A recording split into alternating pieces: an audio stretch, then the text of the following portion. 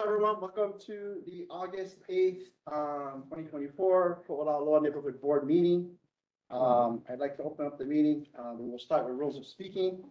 To ensure the maximum opportunity for all attendees to be heard, the following will apply. Those joining the meeting are reminded to mute their microphones. Anyone wishing to speak is asked to type their question in the chat box or raise their hand using the raise hand function in the online meeting platform, which is indicated by a hand or unmute yourself at the appropriate time as indicated by the chair. If accessing the meeting using your phone and you have a comment, indicate this by pressing the symbol *9. This will show the moderator that the person calling from the number wishes to speak. To mute or unmute your phone, press *6. Please wait until recognized by the chair to begin. All comments, concerns, or questions shall be 2 minutes or less. Please Kokoa, to help all attendees have the opportunity to hear presentations and comments, please place your device on mute until you would like to speak. When you are recognized, unmute yourself and make your comments. Note, the board may take any action or any agenda item as required by the state sunshine law, HRS 92. Specific issues not noted on this agenda cannot be voted on or unless added to the agenda. 2/3 vote of 7 of this 11-member board is needed to add an item to the agenda. Items may not be added if they are of major importance and will affect a significant number of people. With that, we will go into our state monthly reports. Do we have HFD? Now, they are probably busy. Fire department. I think they're really busy I in think they're like very busy right now. They're in like So we will, except we'll go to HPD. Do we have anyone online? they're probably busy. And they're also probably busy. Okay. Do we have the United States Army? Yes. Yes, I am right here. Go ahead. All right, hey everybody, I'm Major Broadus from 25th Infantry at Schofield Barracks. I just have a few announcements. So I'll just go through these and you can give me any questions. I may not have answers, but I can take your questions. So the first of these is an August job fair. The U.S. Army Garrison Hawaii is holding its next hiring fair on August 20th at the Helamano Military Reservation Training Room. This begins at 8:30 a.m. and ends at 2 p.m. It's open to the public. There'll be job offers and provisional hiring the day of the job fair. Advanced applicants may go to www.himwr.com. You can click on the employment banner to learn of openings and how to apply online. Walk-ins are welcomed and should bring 2 references, proof of ID, social security card, resume, or applications. There are opportunities in business operations like golf, bowling, food service, and many more. The Child Youth Services, or CYS, will also have openings to consider. The next item is U.S. Army Garrison published August training advisories for Oahu. So in August, the Army in Hawaii will continue training East Range area with Ranger and Jungle Tactics, Small Arms, Blank Fire. These will occur, there's some that have already occurred, but there will be additional dates from the 2nd to the 9th, 12th to the 17th, 19th to 24th, and 26th to the 30th of August for the day only from 6 a.m. to 6 p.m. There'll be aviation training on the 8th, the 26th to the 29th of August, day only also from 6 a.m. to 6 p.m. Additionally, there'll be training with artillery and mortars from the 5th to the 9th and the 29th of August from 6 a.m. to midnight. And demolitions training on Schofield Barracks on 16 and 17 August from 7 a.m. to 5:30 p.m. If you'd like to be added to the training advisory list, you can email USAG, so usag.hawaii.comrel@army.mil. And if you have any questions, you can please call the community concern line. The number for that is 808-787-1528. The last announcement is just a brief on upcoming training for JPMRC, which is the Joint Pacific Multinational Readiness Center. So this training 2501 will be executed in coordination with the Joint Pacific Multinational Readiness Center and the 196th Infantry Brigade from late September to mid-October 2024. So the initial forecast for this training is for about 1,000 multinational participants. And these will be from Malaysia, New Zealand, Indonesia, Thailand, UK, Japan, Singapore, the Maldives, Australia, and Canada, which is somewhat of an increase from last year. This is for awareness that there will be increased traffic and noise in the area due to the exercise. More details will follow in September. We'll share as much information as possible just to keep the community informed.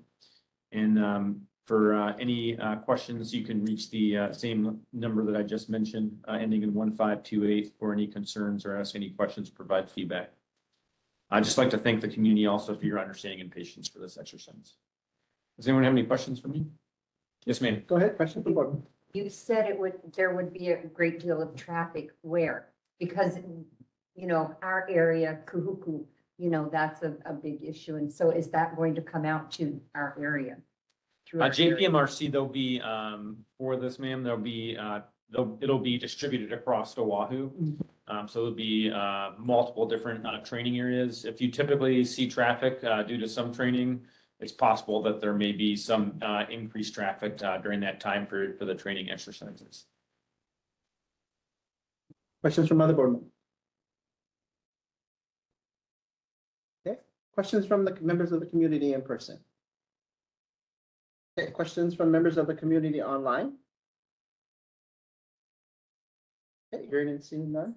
Thank you very much. Yes, sir. Thank See you. you next month. Okay, moving forward, elections of officers and confirmation of board details. Okay. We are, election of officers to serve from August 2024 to June 30th. We need to elect the chair, vice chair, secretary, treasurer, and any other officers the board determines that it needs to conduct business. So, Senator to Anson, to just discuss how we, the procedure, and then we'll go from there. So for this procedure, for electing of officers, one board member just needs to elect one of you guys. You can't deny or say you don't want to be part of it, being chair, vice chair, secretary, and treasurer. So it's just one of you have to Okay. vote for one person, and then we do the roll call. No problem. Yeah. Got it. Okay, board members, do we have a more, nomination for chair? I'm going to nominate Pani Miaponga III to be the chair. I'll second. Do we need a second? No, we don't need to. Any other nominations? Any other nominations? Okay, ready to close nominations? You can close nomination. Okay, motion to close. When I call your name, please say Ani's name for chair. Juicy. Aye. Oh, you have to say Ani's name. Pani, say his name. You have to say Bonnie's name. Oh, honey, Okay. sorry.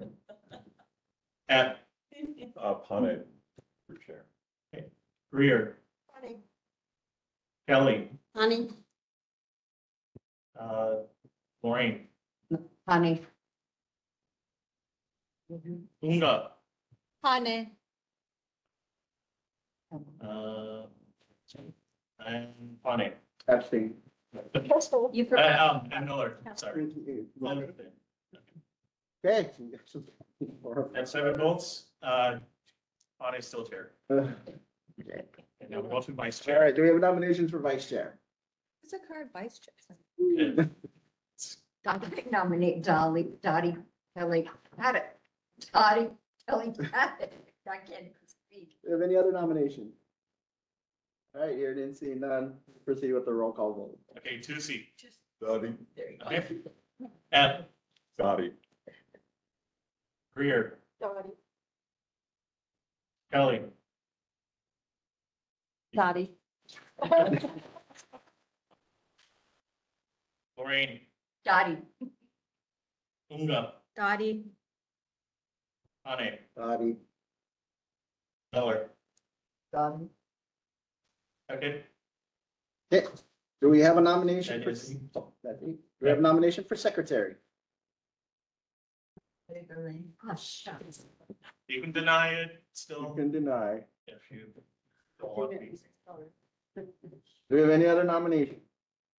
All right, nominations are closed. Please proceed with the roll call vote. Okay, this is for Lorraine as secretary. Okay, Tusi, Lorraine. at Lorraine. Greer, Kelly, Lorraine. Lorraine, Yeah. Unga, Lorraine. Ane, Lorraine. and Miller. Oh, again. It's your turn. Lorraine. All right, we need to keep this like, Proper procedure. procedure, yeah. Okay, treasurer now. Okay, nominations for treasurer. I nominate Sunny Greer. Any other nominations? Right, nominations are closed. Please proceed with the vote. Juicy. This is for treasurer, Sunny. Sure, or Sunny Greer. Sunny Greer. Oh, sorry. Sunny, At Sunny, Cape Passy, oh wait. Greer. Kelly, Sunny. Lorraine, Sunny, Inga, Sunny Greer. Sonny, Sunny Greer. and Millen. Sunny. She is now the treasurer. Okay, moving on in our agenda, meeting date, time, location, and format. Olauloa Neighborhood Board number 28 presently meets on the second Thursday of the month at 6:30 PM via WebEx and in person at the Haula Community Center. Any changes? Board would consider? I'm good. You want to go early? You want to go later? How was it in the past for 6 o'clock? Or do you guys it's want- too hard to get people from work Okay. sometimes. 6:30 is good, I think. Right? Do you have any motion to change any of that, or do I have a motion to keep everything the same? I moved to keep everything. Yeah, I have a motion. Do I have a second? Second. Yeah, opposed? Greer. Okay, determination of the recess schedule. We have up to 3 per year. Currently, we take recesses in July and December.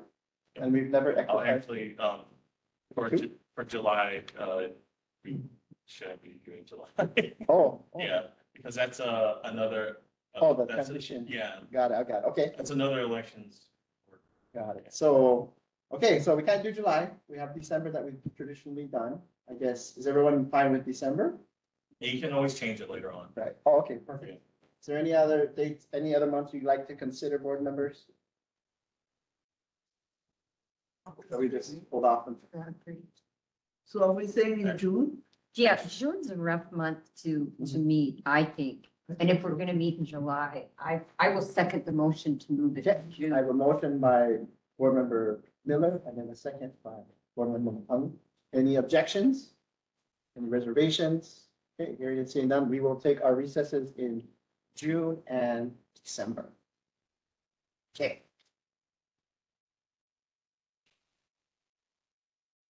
Adoption of oral testimony rules.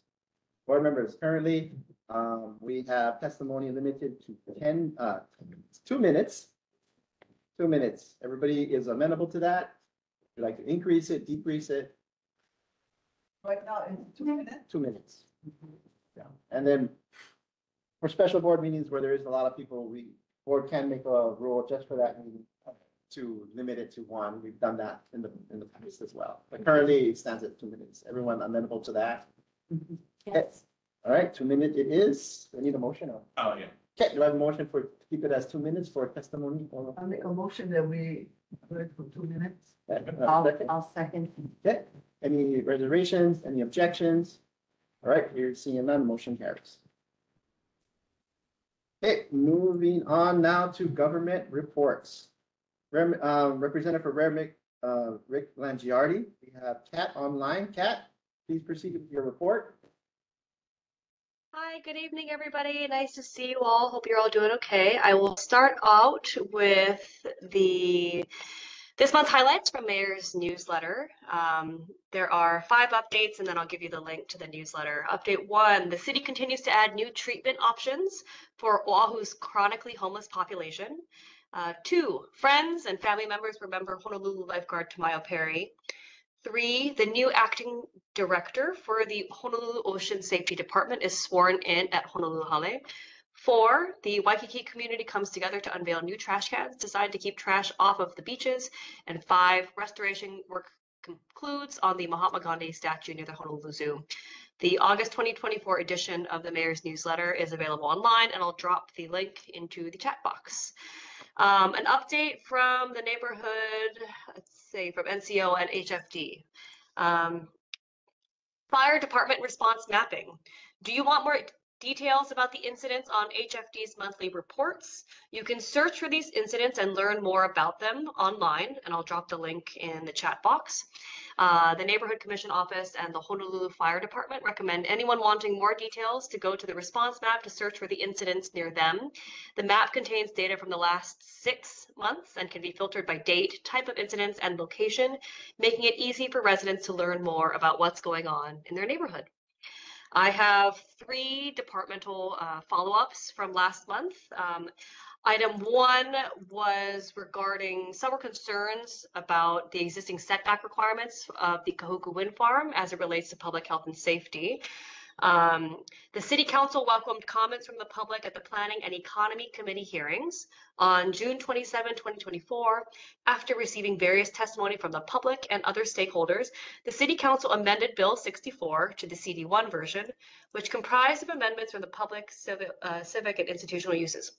Amendments include a 1.25-mile setback, or a minimum distance of 10 times the height of the facility, for large wind energy generation facilities. I'll read that one more time.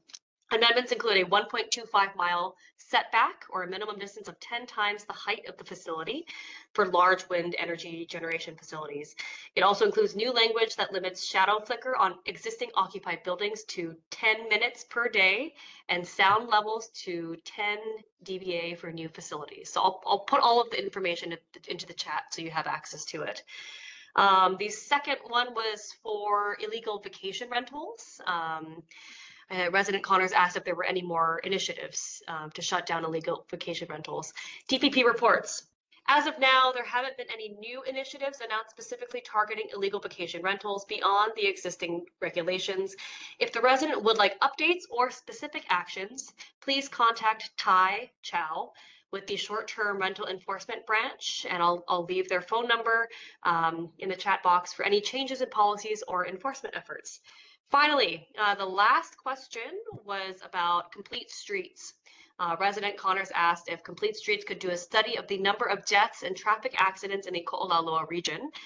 She attended one of their online meetings and believes their solutions are more planned for town and do not take into consideration the unique aspects of a rural community. DTS reports.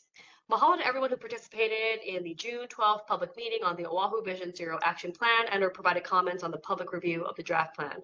A review of fatal traffic crashes in the Olauloa district from 2015 to 2020 reveals that all but one crash were on Kamehameha Highway, a state-owned highway. The fatal crash on city-owned Hauula Homestead Road was an impaired driver at 4 a.m. We share your concern for traffic safety and have passed on your comments to our colleagues at the Hawaii Department of Transportation, who have jurisdiction over the state highway and are actively working on improving safety through this corridor.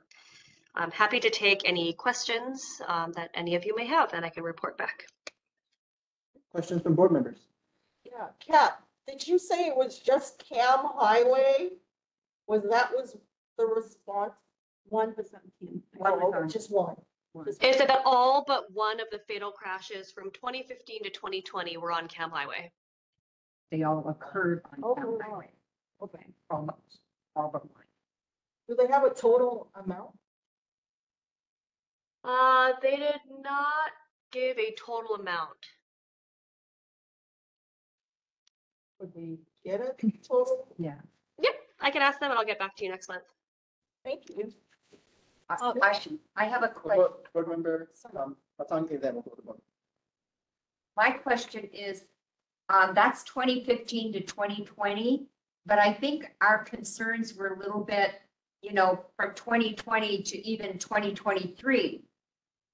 Could we get that data? I will request it.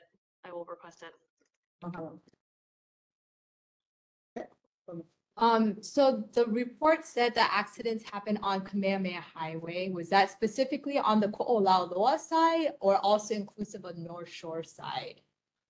It looks like the review was for the Olauloa district.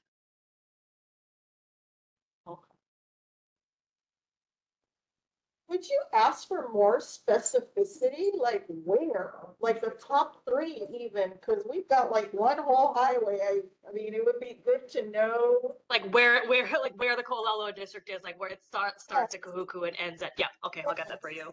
Yeah, the North Shore community also is on Yeah, Kamehameha where Highway, so what are their numbers to in comparison to Ho'olauloa?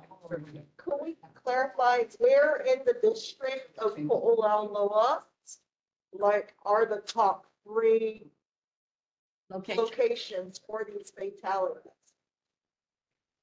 Not just. Yeah, not just Cam Highway, because Cam Highways, and we're having humps, so I mean, informed decision-making when we talk about speed humps, I think that's why we were asking for some of that data to validate the hump in certain areas. So if they could be a little more detailed. So I'll make that request, but no, this is a state facility. So I think our request will probably bounce over to the state. So we'll ask, but I think it would be helpful if the state also followed up with their department on this. Board member Miller? I have a question. Olauloa runs from Ka'ava to Waimea, or do we stop at, Survey? Do you know? For the DTS's review, I'd have to confirm with them what the parameters of their review was. So I'll report back next month, when they say we looked at the olauloa district, what does that entail? Thank you. Thank you, Kat. And, a lot of times they'll log incidences by mile markers. Even if we can get the mile marker information, then we can be very specific. That'll be great too. And you don't have to look for like names or of areas. You can just get the mile markers, then you can figure it out from there. Okie dokie. Did you want to bring it up? Oh, sorry, we'll go. Just a thought, the HPD does these beautiful incident maps. I'm wondering if that would, I know this is the state, but wouldn't that be a great resource? We can log on and we can see what mile marker it was and where the accident was and so on. I'm sure the technology is out there. So it's just a suggestion. Thank you. Could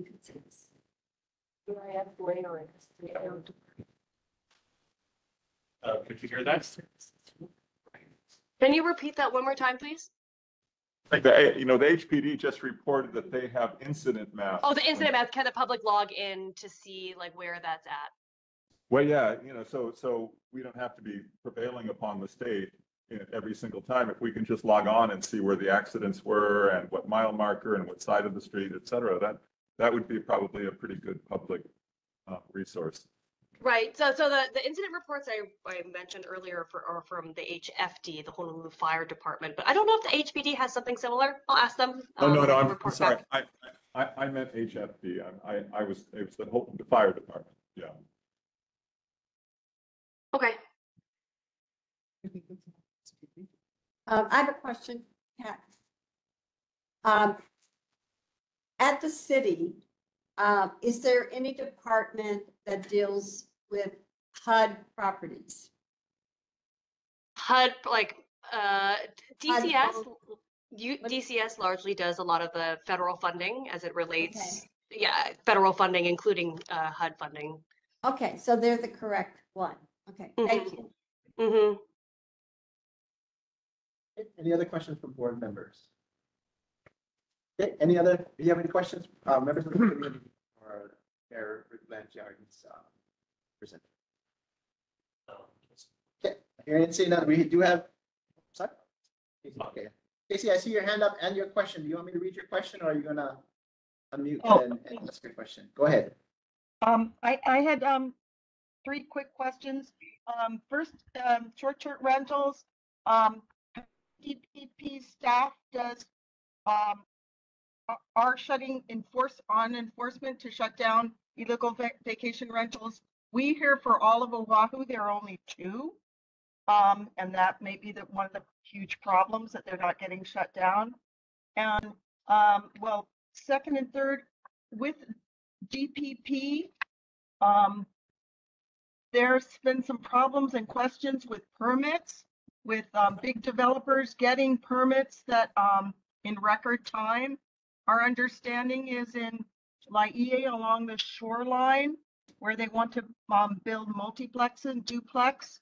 They got fined and they just got a re-permit in like 10 days. And to permit to widen a little lane where there are already residents that disagree with that. Can you look into that? Because we think that that opens up DPP to a lot of lawsuits and looks like favoritism to the big developer, which is HRI. And the third one is in Turtle Bay, a similar thing. So we have a new Utah developer.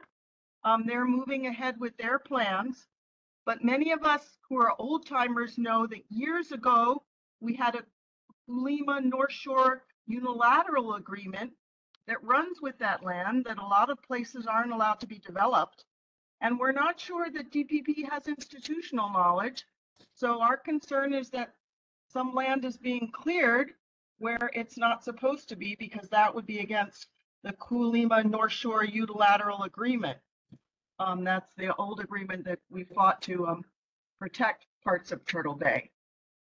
So if you could look into those three things, vacation rentals, how many enforcers, the new DPP term. Wrap it up, Casey. You're over 2 minutes. And then the third one. So those are the three ones. Thank you. Got it. What's our first question? HR. HRI, developer, getting permits quicker than everybody else, than Turtle Bay as well. Okay. Okay, any other questions from members of the public online? All right, thank you very much, Kat. We'll move forward in the agenda. See you next month. Thank you. See you next month. Have a good night, everyone. Actually, hang on, Kat. We do have a question from a member of the public here. Please proceed. My name is Evelyn Lane. Right, Mike's right in front of you. My name is Evelyn Lane, and I'm asking about who is in charge of making the enforcement decisions for DPP, and how would they be getting enforced when it comes to Turtle Bay? So DPP as to the not the hotel part, but the condos. So I think those are within the resort zone, so they're not they're exempt, but I'll double check with DPP and I'll get back to you. They're supposed to self-enforce? Is that what you said? No, I think there's within the resort zone, I think you can operate TVUs, and the apartments are in that resort zone. That's not what I was asking. I was asking about the new construction with. Oh, sorry, you're not talking about sorry, you're talking about the new development at Turtle Bay, not TVUs. Right, I'm talking There about. we go. Okay. And who's supposed to, and what agency or organization through the city and county enforces the compliance of these agreements that have already been made between DPP and the property owner? It would be DPP, like the UA that runs with the land would be enforced by DPP. So they're responsible for compliance. Mm-hmm. And would it be the DBT, the mayor, or just your office specifically? It would be DPP. I'm with a separate department. I'm the Department of Land Management. Thank you. Yeah, I see a hand up there. Andrea? Yes, hi. I'd like to know if you can hear me. I can hear Yes. you. Okay, good. I didn't quite understand what you said about the mayor and Tamayo Perry. Oh, the mayor, friends and family members just did a remembrance for Tamayo Perry. So I'll drop a link to that in the chat box. What? Okay, thank you. Okay, any other questions from members of the public? I see there is a question in the chat. Kristen Hall. Also, who is allowing a permit for the road widening like if it is joint owned? Is this related to the HROI question? Is this the That is same? correct. Yes. Yes. Okay. Yes, it is. I'll So combine the- that with the HRI one. Okay. Kristen, do you want to add Because anything to that? the lane is joint owned. How is a lane that is owned mutually by 3 or 4 parties, and one party puts in a request for a permit and the other parties are in disagreement, how is that pushed through at DPP? That's a process I'm a little bit confused about. I will ask them and I will get back to you. That is confusing. Thank you. Thank you. All right, we'll go back to some in person.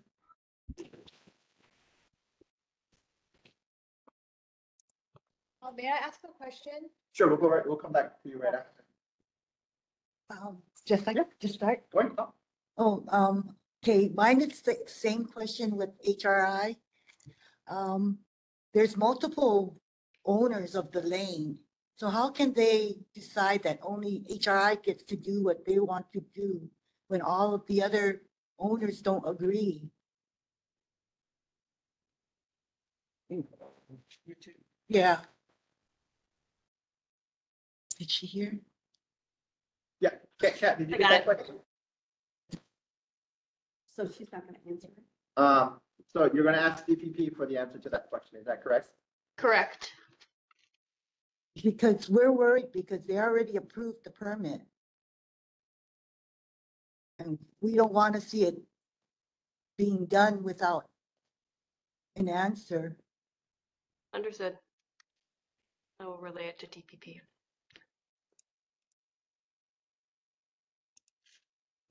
Okay. Okay, we'll go to, if you could come forward, we don't have mics back there. You have to come to one of the, sorry, but you can, so come over here, Sunny, go over to question. I'm about to say need it. You gotta come over, but while you're coming up to the mic, Sunny. Bring up your- Gordon Merkel. Oh, so this question is related to the compliance issue with Turtle Bay. So there were some concerns from the community regarding the clearing of vegetations near the shoreline.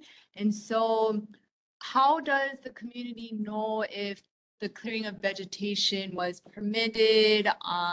And those types of activity, if it is monitored by DPP, how are they monitoring the clearing of these vegetation near the shoreline?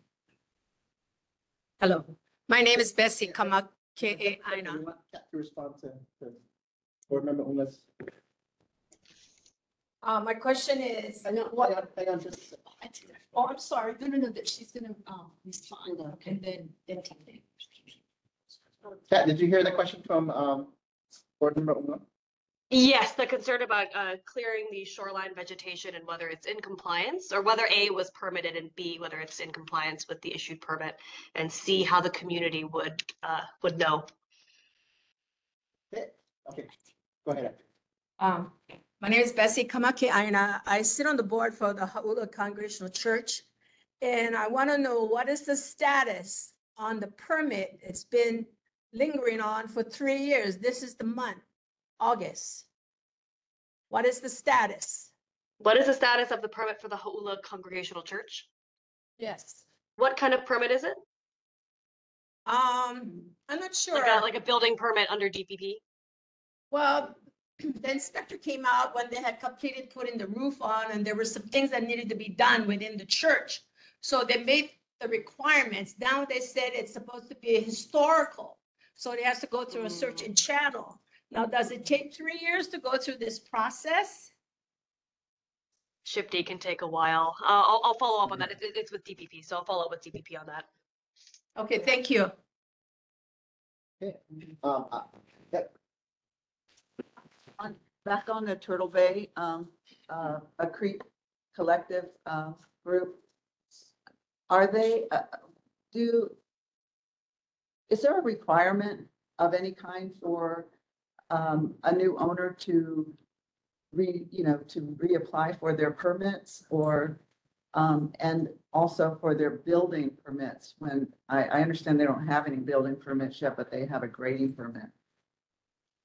And is there a requirement by DPP that those type of permits have to go before the city council? Is there something like that? Or before the neighborhood. Or before the neighborhood court asks. I meant, do they have to come back in front of the community through the public hearing process with the city or through the city council to get approval to transfer the permits? I'm talking about the permits. Sorry, could you mention your name? People online are asking who's talking. Evelyn Lane. Thank you, Evelyn. Appreciate it. Okay. Pat, did you get that? Yep, got it. Whether either city council or neighborhood board, either approval or consent is required to transfer the permits to a new owner. Online, we have, the CSC had a question in the chat. What is the current zoning for the land HRA is trying to develop? And how many acres is the property? Ask them a question. Okay, just a second. I'm gonna do the chat question and I'll jump back to it. Got it. Okay. Got it. Okay, perfect. Okay, we'll go back to, I got a question. okay, can you just? I'm Faye. And, you know, DPP, when I first called them a few times, the first time it happened, they all told me that everybody had to be in agreement on the changing of the lane, which now, you know, they're not even following that. But also I asked them, HRI previously already graded and whatever, rubbed and paved the lane before then, about 7 years ago. And there's no permit or anything. That was all legal. And nobody got back to me on that. Why was that, you know, what are they gonna do about that? Okay, Kat, did you get that? I did. Okay, thank you. We're gonna go back to board member Miller. Keller? Go ahead.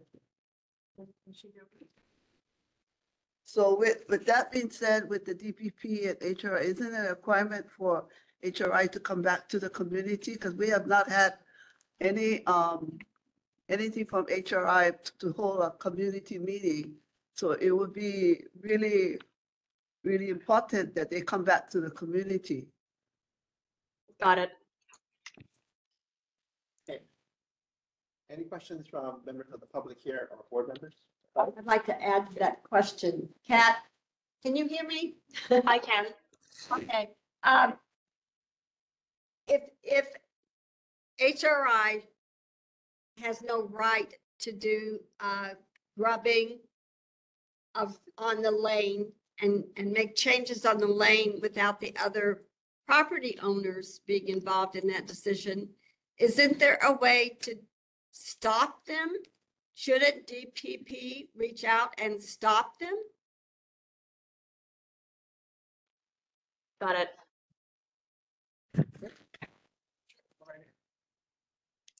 This is not legal advice. This is legal comment. I mean, this is a comment from me. Even though I graduated from law school and did all that. I highly recommend that when you go back to DPP, that the community has stated that they are very concerned with this. And they are hoping that DPP does their kuleana and check on the permittee and really look at the laws in place, because we don't want the community to go for litigation and injunctive relief, which I believe may occur. So we want to mitigate this, and maybe we should invite, as a neighborhood board, have them come to the table. Have the permittees come to the table and DPP come to the table for a special meeting as an invitation. My name is Sunny Greer. I have a question. Okay, we're back to board member Miller. I think if anything, they should come to the community first.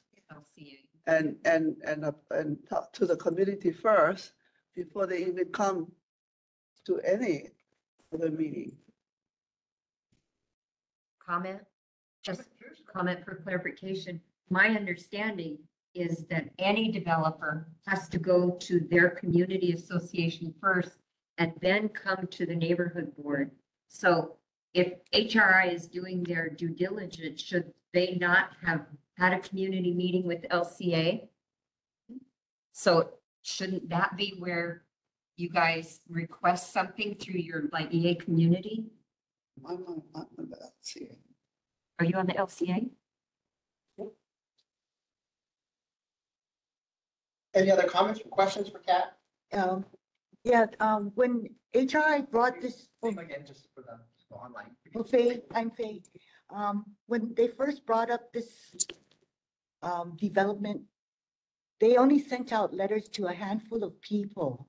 They didn't even let the whole community know, or other people that even are next to the development. And Sorry, we is this know the they- HRI development or the Turtle Bay Yes. development? the HRI. Okay. There was only a handful of letters delivered.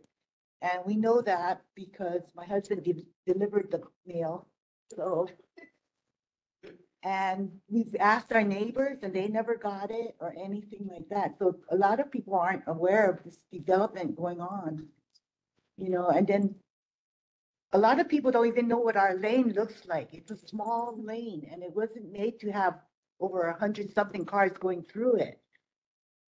So, for DPP to approve this change and not even seeing what the traffic is going to look like going on that lane and onto the highway, it's crazy. We're on a bend too, so, they gotta either put another stoplight or something, and that's only a few feet, yards from the stoplight now. So, but that's my concern too. Is that, Got it. I got it. okay, so we'll go for Sunny over here. Do we have any other board members after Sunny? Okay, then we'll come to after. Oh, we also had a question regarding the Turtle Bay development, the new development. There's been a lot of questions on what's been permitted, what's been in the unilateral agreement. And then the 2015, there was some sort of there was another agreement in place. So Conservation easement. Yes, so can DPP come and inform the community on, what the unilateral agreement states, just to inform the community on what the existing permits are in place, the existing agreements are in place, so that we're better informed on, the historical agreements and the current permits and stuff.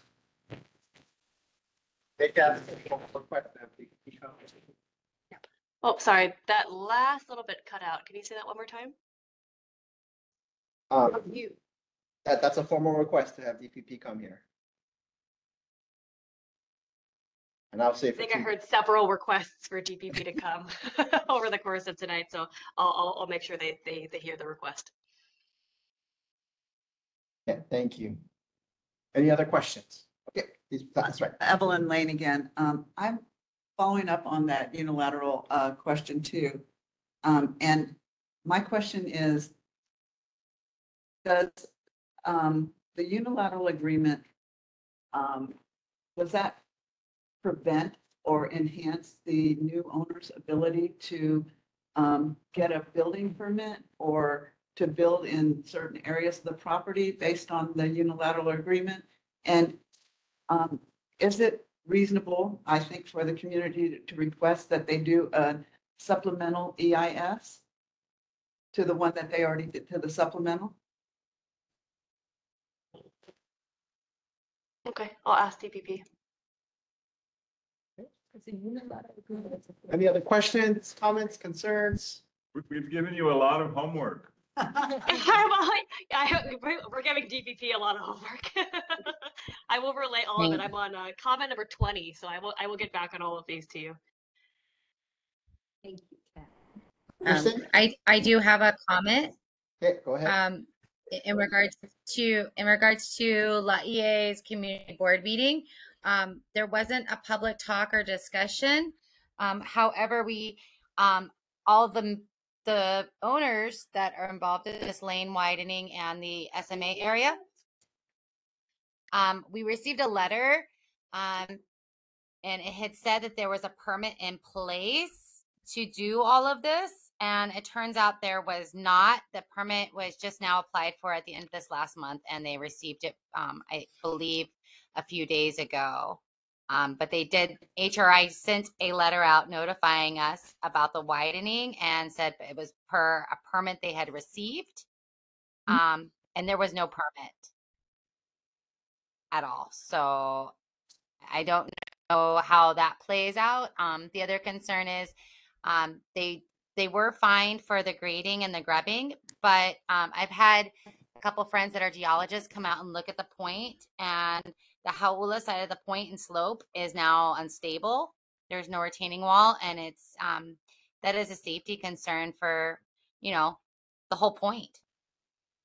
And I don't know how DPP or moving forward that is to be managed. Um, so that's definitely a question for DPP as well. I know DPP's got a lot of lists. I'm sorry about that, but I'm not, because as I sit here, I'm looking at the point. All right, so thank you. No problem. I will get back to you guys. Okay. Any other questions, comments? Yeah, please come to the front.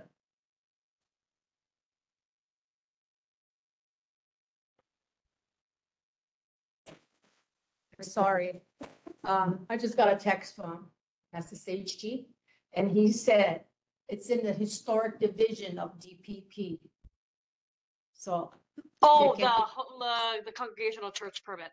Yes. Yes. Got it. Okay, can someone follow up on that? Got it. Thank you. Thank you.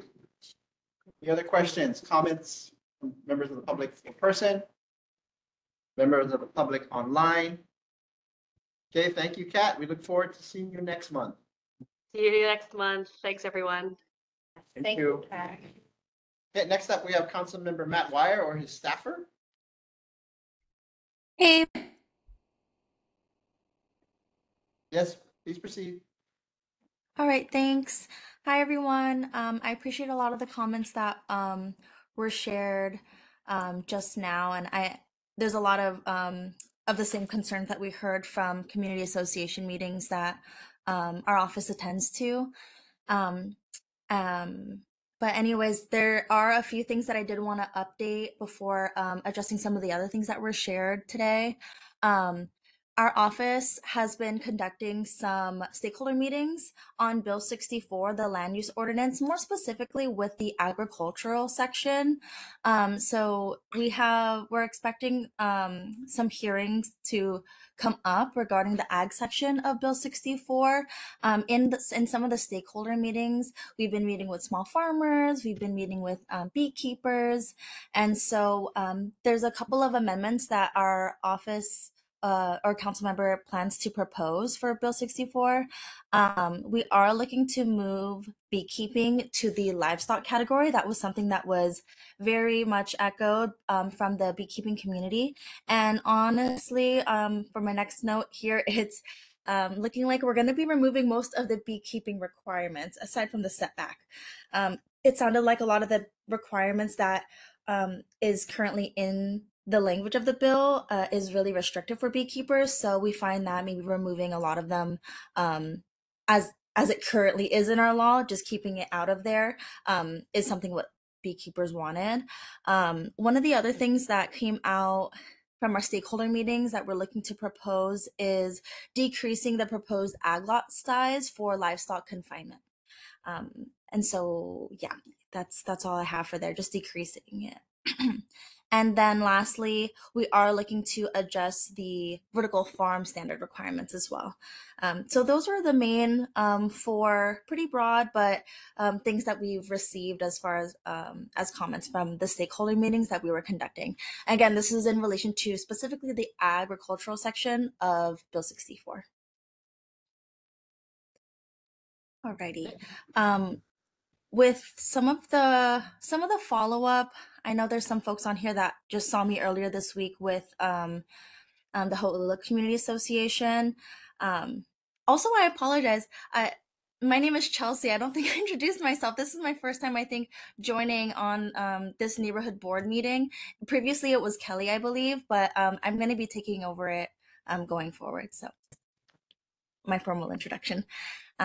So one of the things, HRI is a concern that has definitely been voiced through our office, and we've reached out to DPP on a number of different things, and the truth is we haven't heard back from DPP on all of them. I definitely want to encourage folks, if you haven't reached out to DPP directly, to definitely do that in tandem with some of the correspondence that our office is doing too.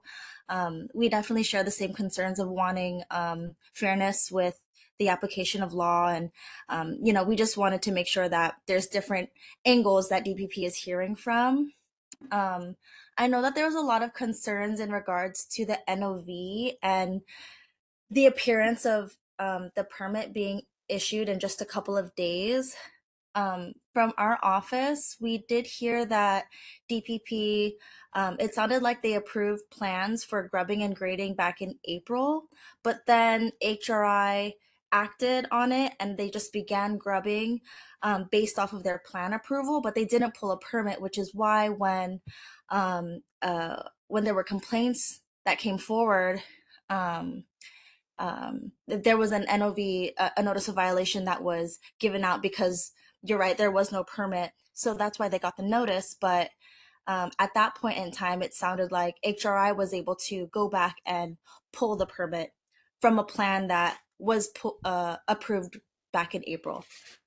So I guess that's what gives the appearance of it being approved so quickly. But the big question still remains that I'm not exactly sure of is understanding that there are multiple owners for this area. And so unfortunately, I'm sorry, I don't exactly know what or how things are going to shake out there. So I'll definitely rely on Kat to follow up with DPP and determining ownership and whether permissions to make improvements, who's responsible for that and what would be the appropriate next steps there. Let's see here. I did have a couple of notes regarding Turtle Bay. Not thorough, but I wanted to just share, based off of my understanding from the settlement that occurred, I'd say a decade or so ago, many years ago, it sounds like. It seems that development on Turtle Bay is technically still allowed, but when you go and search at the different TMKs on what permits are open, there's a lot of permits that are open and pending. So it's a little bit difficult for us to navigate all of the pending projects.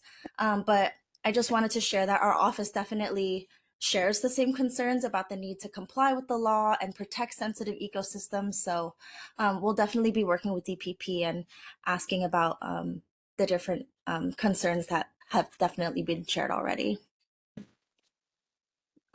Lastly, I did have an update. I was working on it with Ryan from our office, and I wanted to look into the Congregational Church in Hau'ula.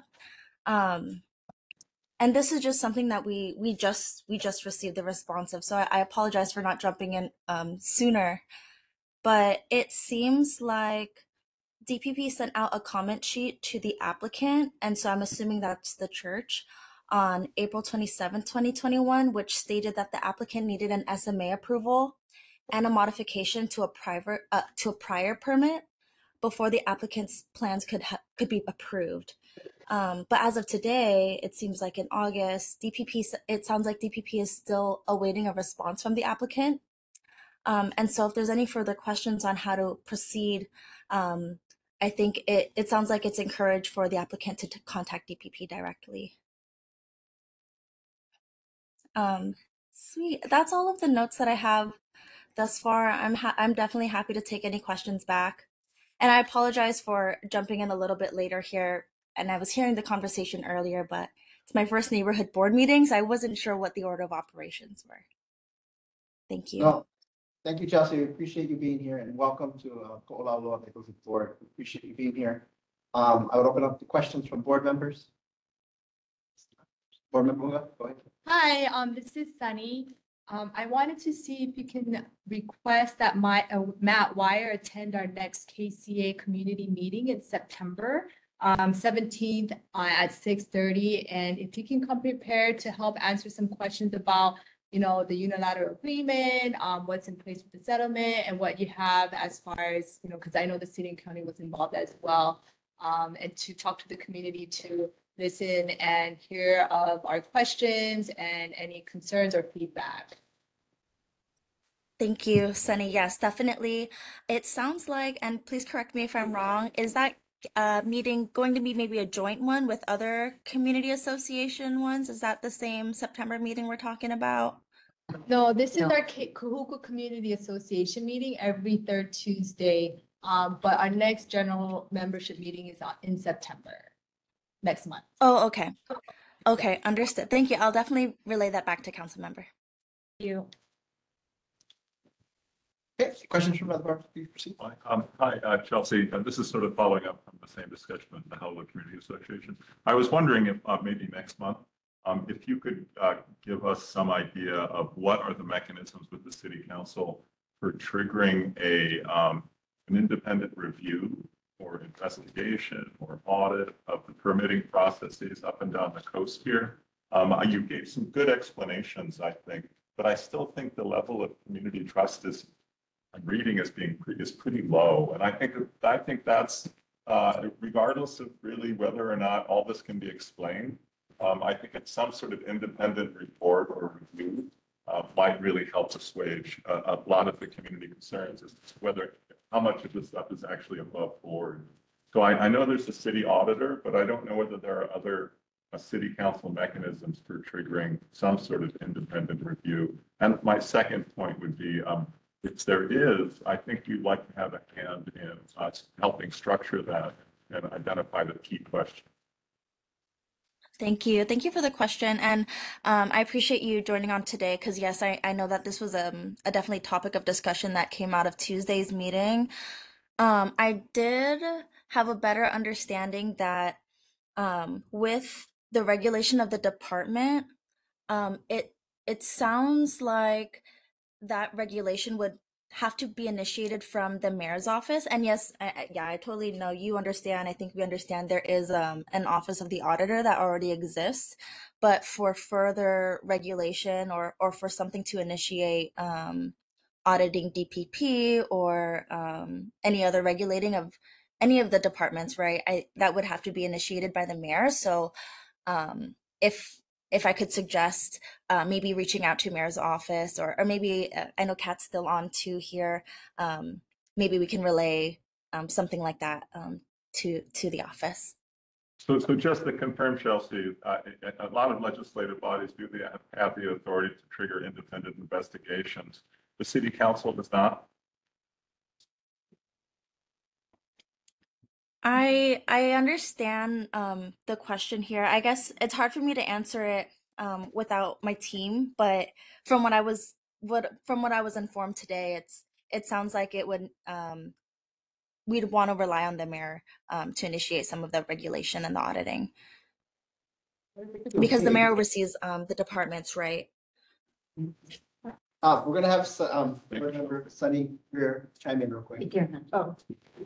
Hi, I'm on the Hawaii State Ombudsman website. They said the Hawaii State Ombudsman independently and impartially investigates complaints against state and county agencies and employees.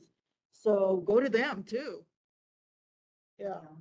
Ombudsman 587-0770. 587-0770. I think if we are serious about amendment, I think it's something of discussion for the board, for the community associations. I think that might be something of a resolution that comes out. And as to what body it should go to, maybe it's the ombudsman and the city auditor, maybe numerous bodies.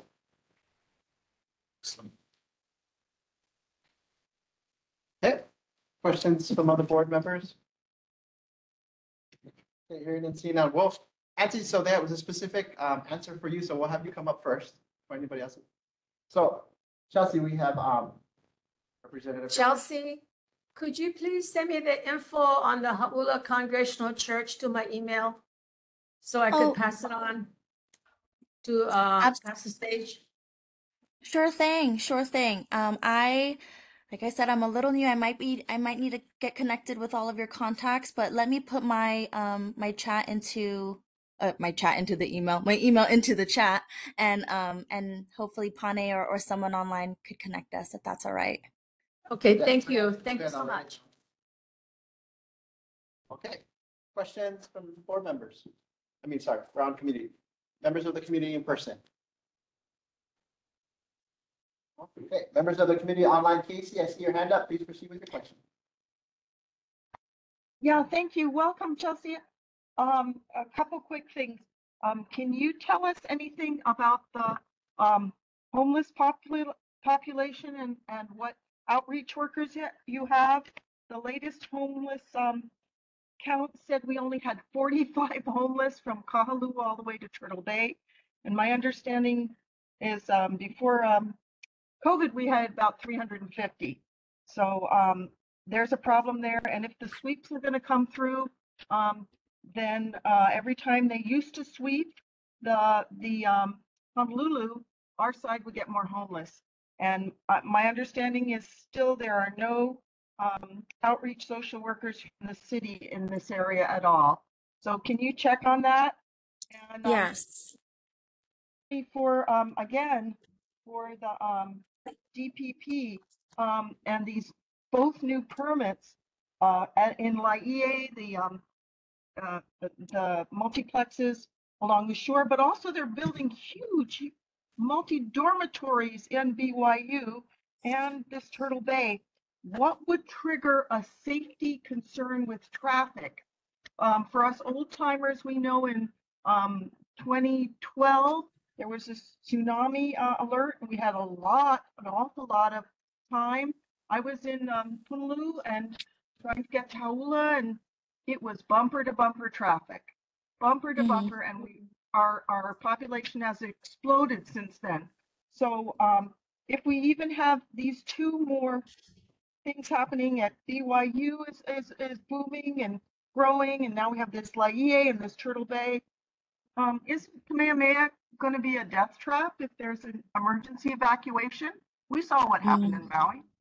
So when does that trigger another EIS or more concerns, and who does that trigger it to?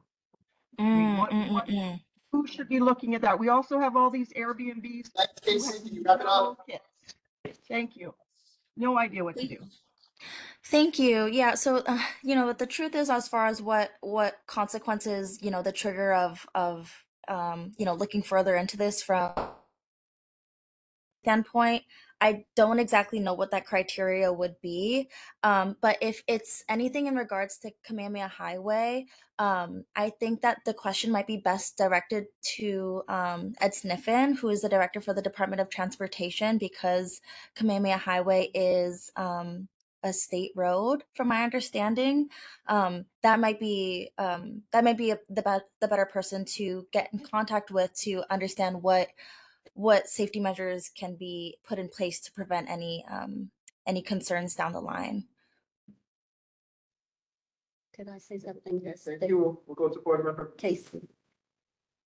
This is really directed. Casey, if you're still there, this is Dottie Kelly Paddock. And thank you. I think I've shared this before several times. You do bring up no one's out here doing anything about the homeless, but I must tell you that Health Harm Reduction Center is out here every week, and we work with them, and they see many homeless people here at the Hau'ula Community Center. So there are services going on for our homeless people. Oh, yes, Dottie, thank you. There's Waikani, Waiholi, Kualoa, Kahuku. There was a murder in Kahuku, a homeless person. So all of them down. Yes, thank you. I know he's in Haula and doing a great job. Okay, appreciate it. Thank you. Any other questions for members of the public online? Okay, members of the public in person or from board members? Yeah, for those who want to know what triggers the environmental review process, please go to Hawaii Revised Statutes 343-5. It lists a whole list of activities that require environmental review. Would you say the numbers again? That's HRS 343-5. Okay, thank you. Any other questions from members of the public, board members in person? I have a question. Sure. When we're having, Name, sorry, name please. pardon? Evelyn. Evelyn, I'm sorry, Evelyn Lane. when we're discussing these concerns over the impacts of more development out here, and the EIS that we're hoping to get for these things or supplementals, especially since now we had that wildfire, and we have a fire right now up BYU. And we've had a lot of fires around the Kahuku senior housing. One that was so significant, people had to actually leave their units. So I think and flooding and tsunamis, I personally been in the flood that we had a few years ago where I could barely get around the island without my car being swept away. So I think that anything that's happened in the last 10 years needs to be reviewed.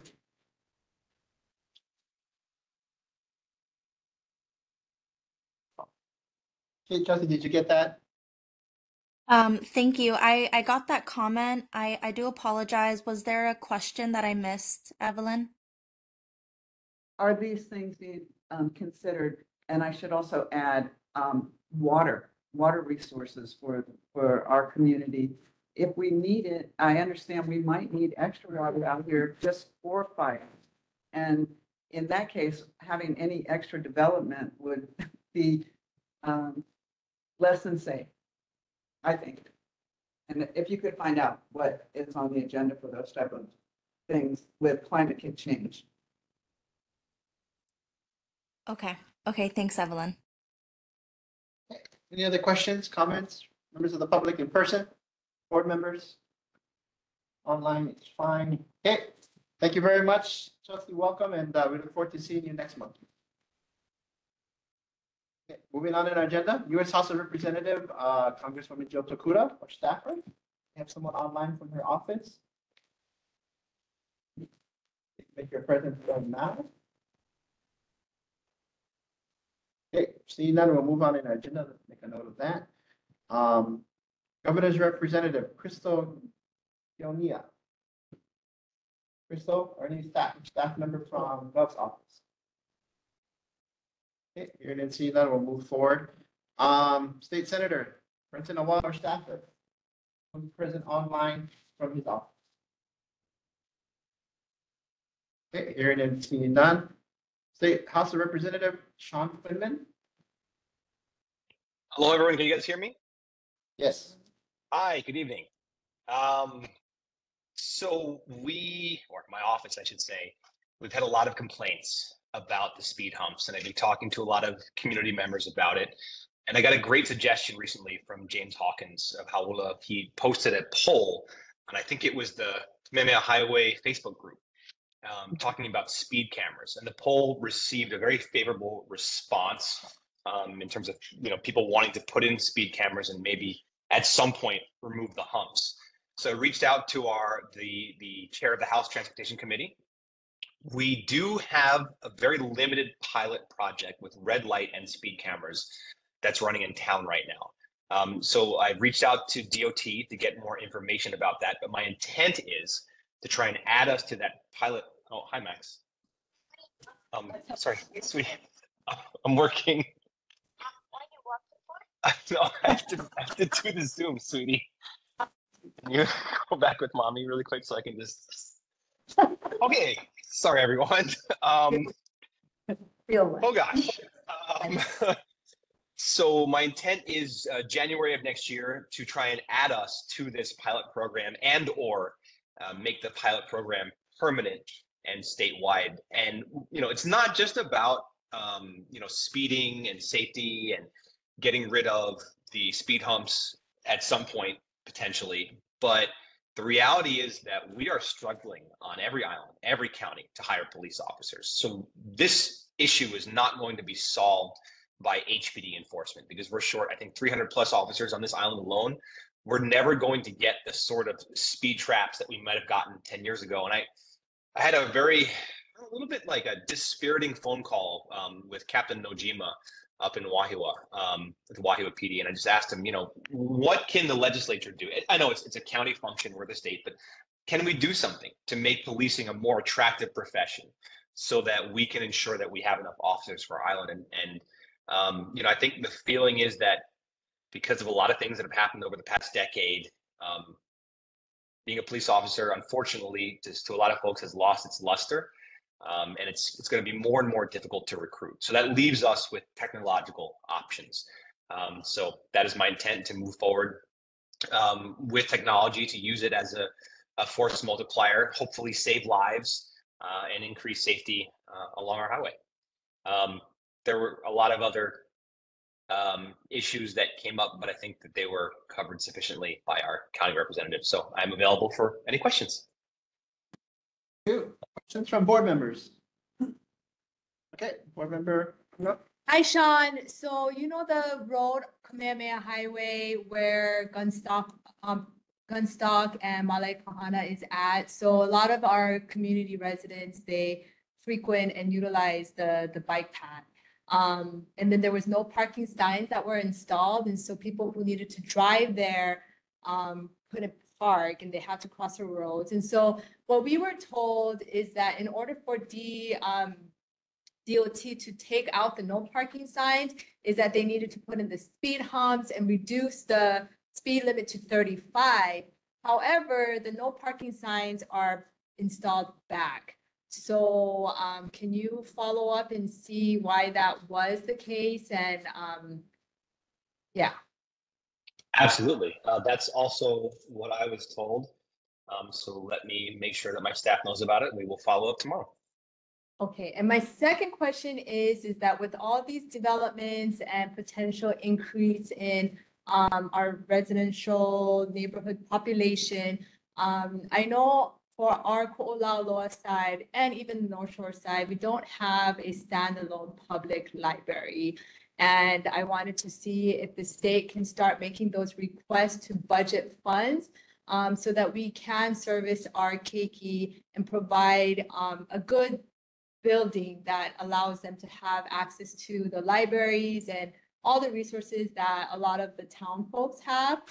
Because I know they do currently share space with the Kahuku Intermediate and High School. But I do think that we should have a standalone public library to service our residents here. And so I just wanted to make that formal request if we could continue to advocate for that for our communities.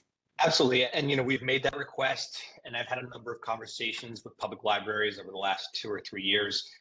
Right. Their stance throughout this whole conversation period has been that we have a public library and they don't have the resources to run 2 public libraries in the same community. Looking at their budget from a budgetary standpoint, they do not. It's not to say that we shouldn't fund it. So I agree with you. But they are, how do I say this politely? A lot of convincing to do still. Right. Well, because the reason why the public library is in the high school and intermediate is because they don't have their own building, which takes away from the students being able to utilize and have space to do their classes. Because I've been to the public library when it's like they're holding their classes and we're having to have the public library, usage and stuff like that. And so, yes, we do have one that's currently, but the reason why it's shared with the public school is because we don't have our standalone library. And once we do, then they can move away from the high school facility and let them utilize that space for their needs for the intermediate and high school students. I want to share. I agree completely. There's a lot of unwinding to do with that if we're going to get that done. We're going to continue those conversations, but yeah, we'll keep working on it. Yeah, I spoke with the head librarian and she's in support of that. And they said that that's always their dream to have their own standalone public library facility. And I think that would really be beneficial for the kids to also utilize after school hours. So I'm a huge fan of libraries. I didn't have a lot of friends when I was a kid, but I had books. So I agree with you 100%. Thank you, Sean. Thank you. Thank you. Questions from other board members? Okay, questions from members of the public, please? I just want to follow up on your library suggestion because recently the Kahuku seniors wanted to lease space at the community library, which also shares space with the senior because we don't have a library either. And we need one, not just for books, but we might need it for a cooling station in the future. And just to have a space to get together for more senior activities. So I support you, and I know that's an issue for our community too. And that's a great point. Thanks for bringing that up. I mean, cooling stations have become a really big deal in certain mainland cities over the last few years, and really around the world. In Europe, we've seen heat waves and heat domes. So I'm definitely cognizant of the changing climate. Okay, Faye, please go ahead. Hi, I'm Faye. Did you ever think about, for the police, to recruit more, to give them social security? I found out they don't get social security. So that's a big plus, right? If you retire, just like the post office never used to have social security. Because my girlfriend just told me today about it, that the husband got.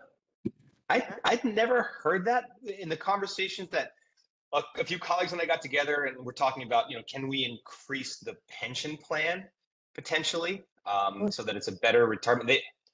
I don't want to speak out of turn. It's really more of a county issue. The city and county runs the police.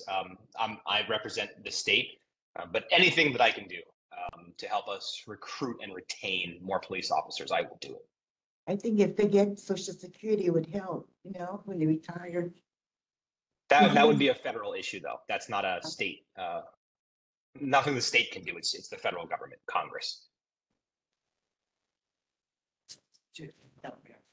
Okay, other questions from members of the community in person? Okay, Casey, I will go to online. Casey, I see your hand up. Please proceed with your question. Yeah, hi, Sean, and thanks for coming on. Quickly, 3 questions. Can you do anything about vacation rentals? And in terms of they're not paying tax, or they're not paying their TAT, the hotel tax. I know as you go around and knock on doors, you're hardly seeing half the residents you used to. So is there any way that you can help us cut down on the ones that are year-round vacation rentals in huge places, and make sure they pay their tax and TAT, or shut them down? And secondly, you heard my concerns about the Kamehameha Highway. Is there any way we can get the carrying capacity study done, or anything? If it's for tourists, it's for locals. What a mess if we have an emergency evacuation. We were caught already in 2012, and the population's boomed since then. And we have so many, Airbnbers who have no idea what to do. And thirdly, with all these new developments in Laie and Turtle Bay is the #1 hotel and area for filming.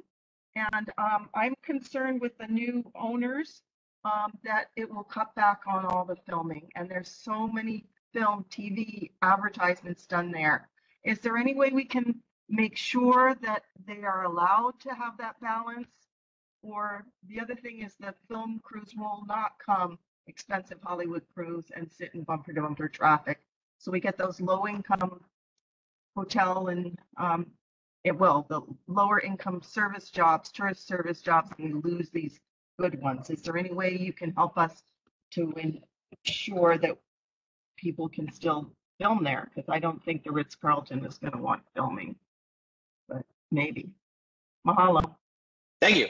So first part of your question, vacation rentals. I think we had this conversation at an earlier board meeting this year, but I'll just reiterate. This year we passed my favorite bill of all time. It gives the counties exclusive zoning power over everything in their purview. So they are now able, all counties in Hawaii are able to shut down any vacation rental they want. They now finally have the power, without fear of litigation, to shut down vacation rentals completely. And that was a statewide law. It's my bill, actually, that I'm very proud of, that we passed just this past legislative session. Carrying capacity study for the highway, that is something that is top of mind for me always. We don't really, or historically, we haven't done quote unquote carrying capacity studies in terms of looking at total usage. What the department does is a little different from an engineering standpoint, but I'll certainly get with them on that. And the third thing, will Ritz-Carlton allow filming? Ultimately, it is a privately owned property. We cannot force them to allow filming, but I certainly would hope that they would continue to allow our people to work there in the movie or television capacity as needed. Okay, thank you. We'll move over to board member. Hi, Sean, this is Dottie. I know that in the past, the state has been counting how many cars go up and down this road every day. And I'm sure they must still continue to do that. They were doing that in 2009. I had a long conversation with them. And sort of the same one that we have today. There's too many cars. So can you tell me that they're not doing this anymore? No, I'm sorry. I think what Casey, or my interpretation of what Casey meant is that would a state highway carrying capacity have an influence on whether or not DPP issues permits? And the answer at this point in time is no. I mean, so it's two separate things. The state is looking at the road from an engineering standpoint of, do we need to add more lanes? Can we add more lanes? Do we need traffic calming measures? What is the average speed? How many cars per minute? All these different sorts of metrics. But if you come in for a permit, the DPP is not necessarily going to go to the DOT and say, does this meet the standards of a quote unquote carrying capacity study? It's not a study per se where there's a start date, a finish date, there's a contractor, and that data gets inputted. It's, I think, my understanding is that this is more for DOT's internal metrics as part of something they do for every road in the state that the DOT is in charge of, is in control of. And so what you'll see in places like in town where they'll do a lane widening or they'll add a lane. For us, it's a little different because I'm not sure we have the capacity to add lanes. So We don't want to add lanes. it's not apples to oranges, if that makes sense. Sorry if I'm not explaining myself well. No, that's fine. I understand what you're saying.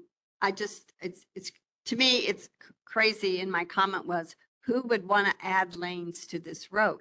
The road is falling Exactly. into the ocean. We can't, but they're still going to come out and measure the number of cars and everything like that. And I agree with the premise, especially based on what happened in Maui, that it doesn't seem like a very good idea to add more people to our side of the island. But we have a lot of different government entities that all have control over different parts of what may or may not authorize the development. And in the case of Turtle Bay, that was a unilateral agreement, almost 10 years ago now, between a lot of different advocacy groups in this community, the state. I believe the county was part of it, probably the smaller part of it. The state ended up paying money to the owner of the hotel, or the owner of the property, to reduce, yes, quite a bit of money in order to reduce the potential future impact, to reduce the number of units that would be built. Questions from other board members? Board member. Hi. Sean, this is Lorraine Montagny, and I want to go back to the illegal vacation rentals and some comments that I've heard about not paying taxes and things like that.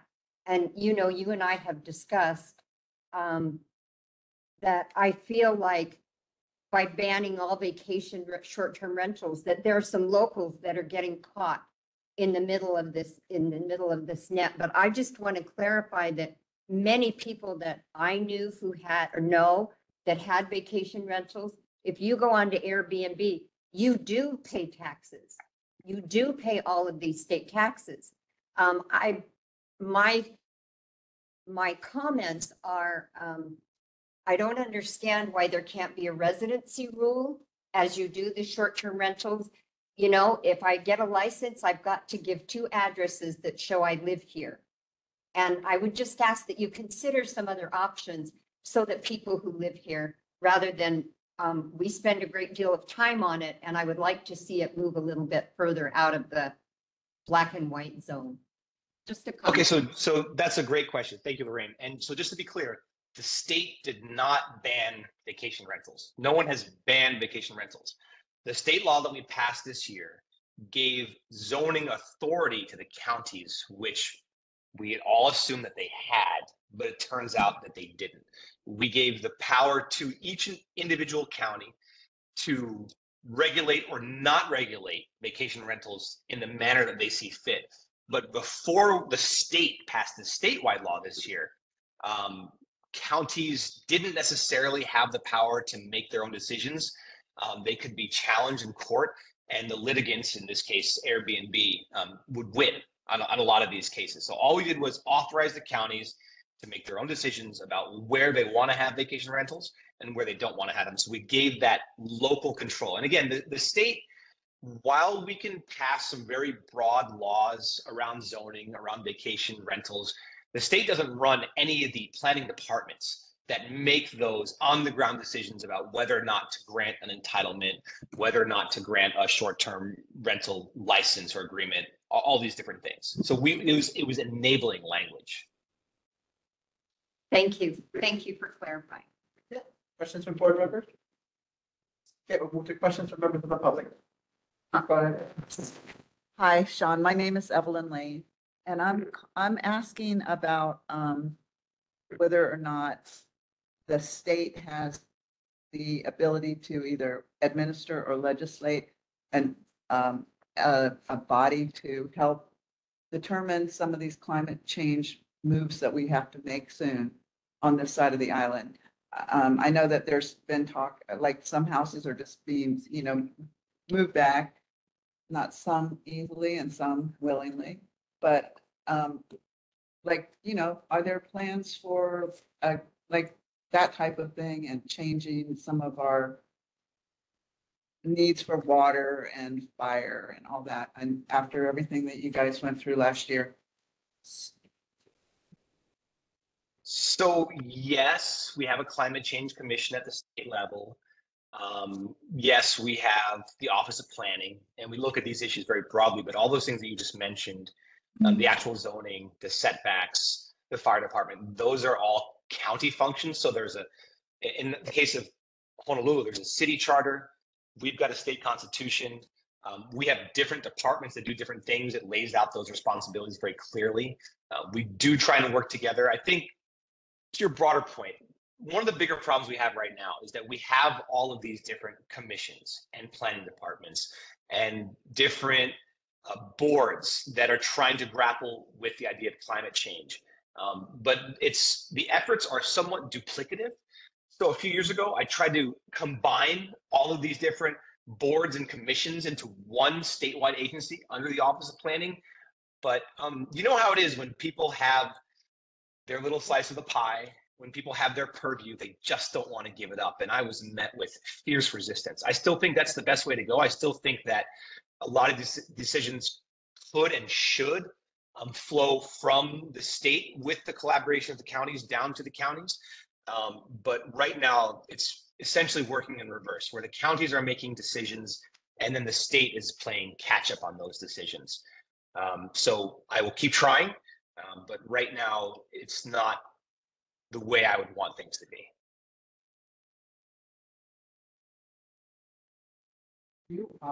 Questions from members of the public? Okay, gentleman in the back, please come forward to one of the mics closest and state your name and question or comment.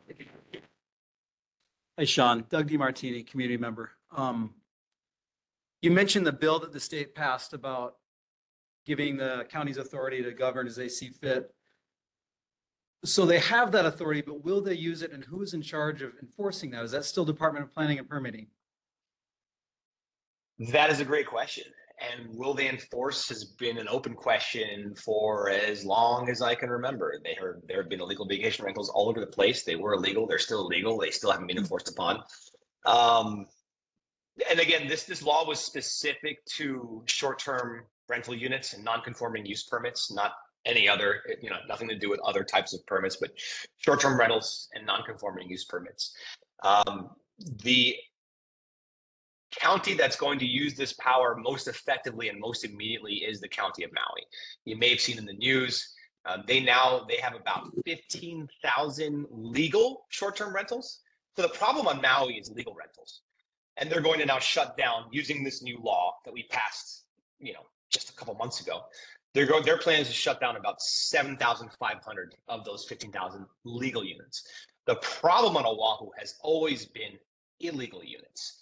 Yeah, we have about 900 non-conforming use permits that were issued before 1989, 117 of which are in residential areas, but 800, 900 addresses out of the probably 330,000 addresses on this island, homes, townhomes, condos, is not necessarily going to fix our housing issue. But my guess is, and I don't have great numbers on this because they're illegal, it's hard to find out. My guess is there are still thousands and thousands of illegal vacation rentals on this island. And as long as the city and county of Honolulu takes the position that they have to put boots on the ground and take photos of people and actually talk to the renter, the tourist, the visitor, and have that person admit, oh yeah, I'm not their cousin, I'm not their friend, I rented it from them, we're always going to be behind on enforcement, always.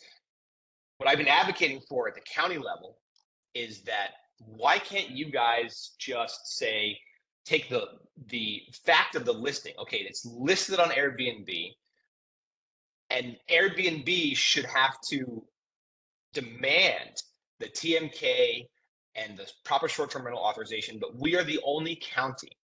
We're the only county of the counties in Hawaii that does not have a memorandum of understanding or of agreement with these vacation rental hosting platforms. So Kauai went to Airbnb, they went to VRBO, they got the MOU, MOA, whatever it is. If someone wants to list on their platform, they have to provide all this information, they have to provide their taxpayer information.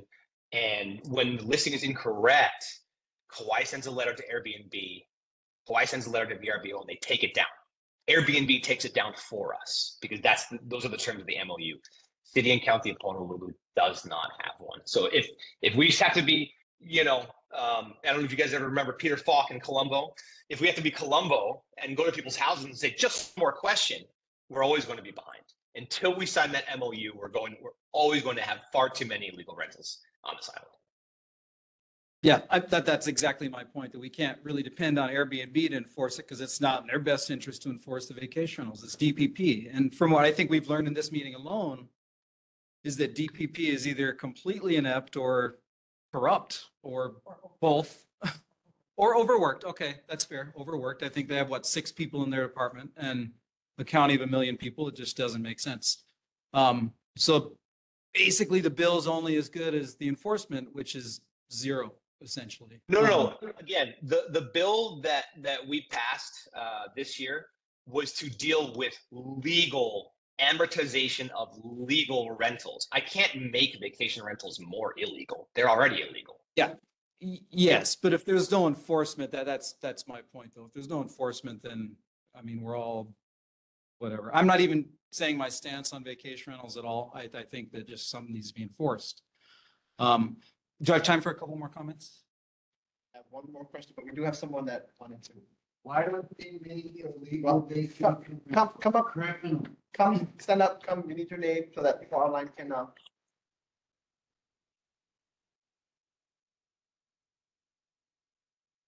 Hi, Sean. Elgin, Onaga. Hey, Elgin. Why don't they make illegal vacation rentals a criminal offense? Class C felony, put them in jail.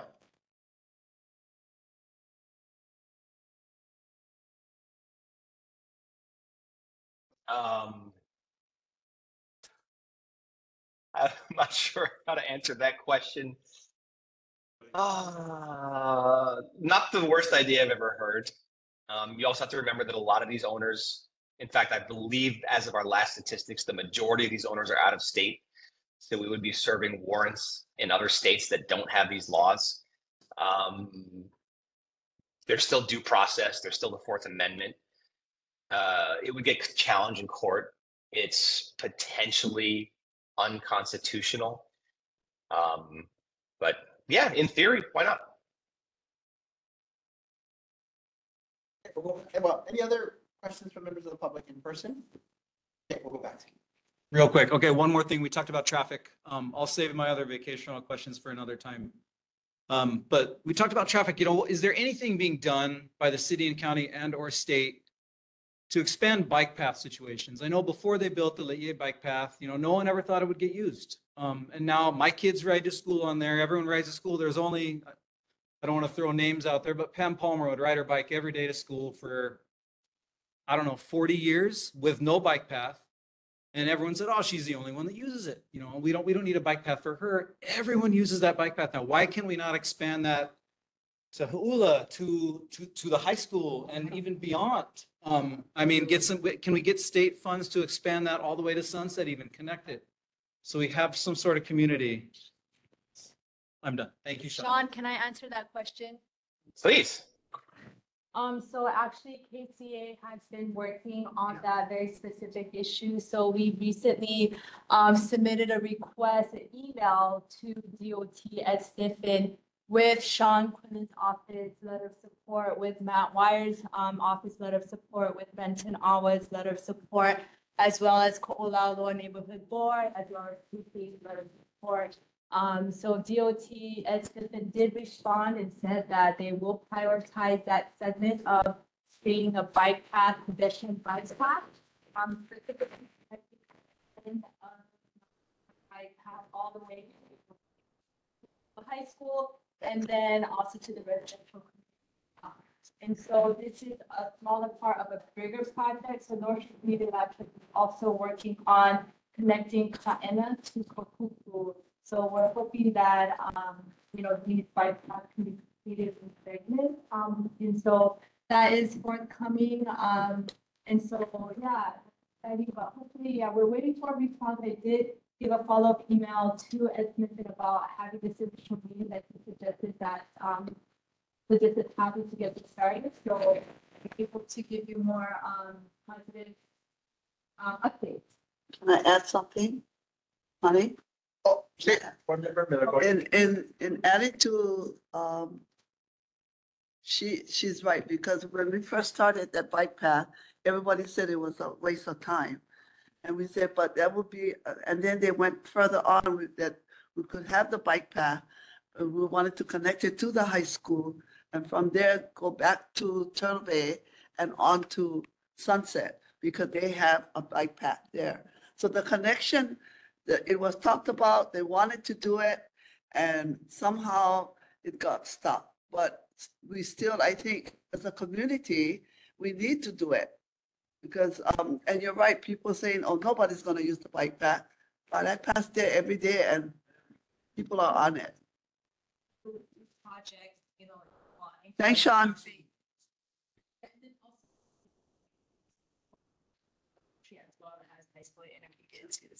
yeah. Okay, they answered it for you, Sean. Any other questions? Hi, Sean, it's Evelyn Lane again. I was wondering, because I liked what you had to say about the city having the ability, but what is it that's keeping the city from regulating?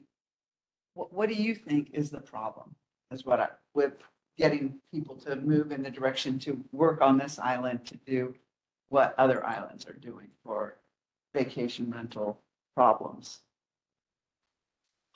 It's just for whatever reason, two straight administrations, both under the previous mayor and the current mayor, they just haven't signed an MOU with Airbnb and VRBO. Again, Kauai, I've talked to Kauai extensively. They probably got the best handle on this. And they say they're doing great. They have the problem about 80 to 85% solved. But we have the problem like 0% solved. And I struggle. I don't want to speak out of turn. I couldn't tell you for sure what's going on at the city level. I have too much to worry about at the state level to really dig into their affairs too much. I did try and have the state auditor audit DPP a few years ago. My bill crossed over to the Senate, but it died there. So. Wow, that's the second time somebody's mentioned that this evening. Thank you. Thank you. Any other questions from members of the public or board members? Okay, we'll go online. I see Irene Ledger, your hand is up. Please proceed with your question. Thank you. Sean, I just had a question about, have you guys looked into the increase of illegal e-bikes within the community? especially on the bike path, only because I work in Kahuku. I live in La'i and I travel back and forth several times a day. And I see the students traveling to school on illegal e-bikes, traveling at high speeds, faster than 35 miles an hour. Okay, and I have a second comment. You guys were talking about high traffic areas into this coming in because of additional rentals in this area. I just wanted to make the comment that many of us who are in the community want the rentals, and our cars are already here, and we would not be a part of increased traffic. We are here in the community, we want the rentals, and we're already a part of the traffic problem or concerns that are in this area. Okay, thank you. Thanks. Second part first, based off of the last reapportionment census, our population didn't increase that much, really. Small amount, I think, but not a huge amount. So I mean, it may just be more that people are feeling it a lot more than the actual reality of the numbers. And then e-bikes are a problem, and we are going to have to regulate them sometime soon. And you've even seen, I think it was Paris in France, I want to say they're about to, or they did ban those e-scooters because some poor lady died a few months ago, just, scooter traveling at high rate of speed. So yes, that is a concern that I've heard multiple times over the last few months. So we are looking into it. Okay, thank you. Do I have any other questions from members of the public online? Okay, hearing and seeing none. Members of the public in person, board members? Sure, Lauren. I just want to make a comment. I heard earlier someone mentioning BYU building giant dorms and things and increasing. I don't think they're really increasing their numbers. What they're doing is they're building new dorms and tearing down old dorms. So it's not that they're increasing, that they have this huge number. And the only reason I bring that up is because I think there's so many things that everybody's concerned about, and I totally understand it. I just don't want to muddy the water with too much debris. And so I think the concerns about HRI or all of these other things, and Turtle Bay and things like this are a good area to focus on, but I don't think we need to, kind of slash the entire community as far as growth, because the community has to grow. Otherwise, we can't have children. Thank you. Sean, I did see a comment, a question from Ella. Are you aware that some of the shearwater nesting areas were disturbed, removed from the construction activity at TPR? They claimed they were removing invasive species, but a bulldozer was involved. I had not heard that, no. But if you have any information, please email me or just shoot me a text or give me a call and we'll get right on it. I'd like to add to that, Sean, at the Hau'ula community meeting, Ella Sarosky, who's very involved with the monk seals, said it also encroached, the bulldozer was encroaching on the monk seal area near, I guess it's Keiki Pond. And so that is a big issue for the monk seals. Yeah, please, if you guys have any photos, any videos, or even just, anecdotal, someone saw it, please ask them to reach out to me, or you reach out to me, and I'll call that person and we'll get dealing on it immediately. Thank you. Any other questions from board members? Public? Members of the public online? Okay, thank you, Sean. We'll move forward on our agenda. So this is board business, board letter regarding the inclusion of communities in planning installation of speed humps. That was board member Lee's letter. I did not attend, but there was an email that was sent from the board members to include some other additions. Alfred's not here. I don't know if you guys want to discuss this now or wait for him to come back. Okay, motion to table this to a future meeting. Okay, and I have a second from board member Miller. Okay. Any reservations, any objections by the board? Okay, hearing and seeing none. Board, thank you. Yes. Senator Awa wants to come on. Oh, okay, we have Senator Awa here. Senator Awa, please proceed.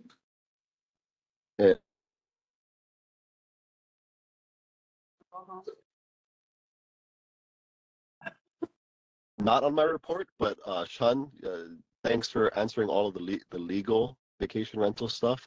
There is something we can do for the illegal ones, and it's something our office was planning to do in this interim.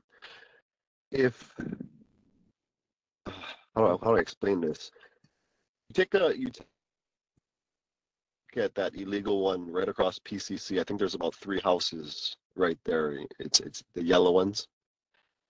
Like Sean said, what happens with the illegal vacation rentals, the city, especially that one got cited by the city. And then that one fought it in court.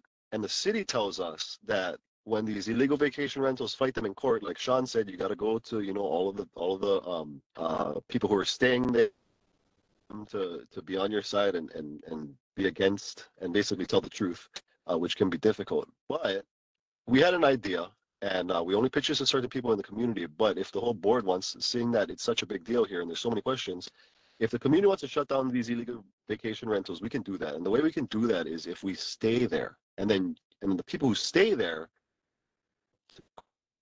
the city told us if that happens, they won't lose. But typically the city loses with these illegal vacation rentals. So if anybody's interested in that, contact our office. We can further communicate about that. The 2 things that I wanted to jump on to tell you guys, or ask you guys anyway, one of them was we're looking at better managing a lot of our lands, city and state. And shoot, you know what? My video just popped off. Can you guys still hear me?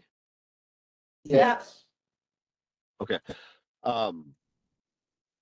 We just made an agreement with the city in Kahaluu, as Dottie knows, to adopt 7 acres of park. We want to clean out all the invasives. We want to replant there, like our other project in Kahaluu.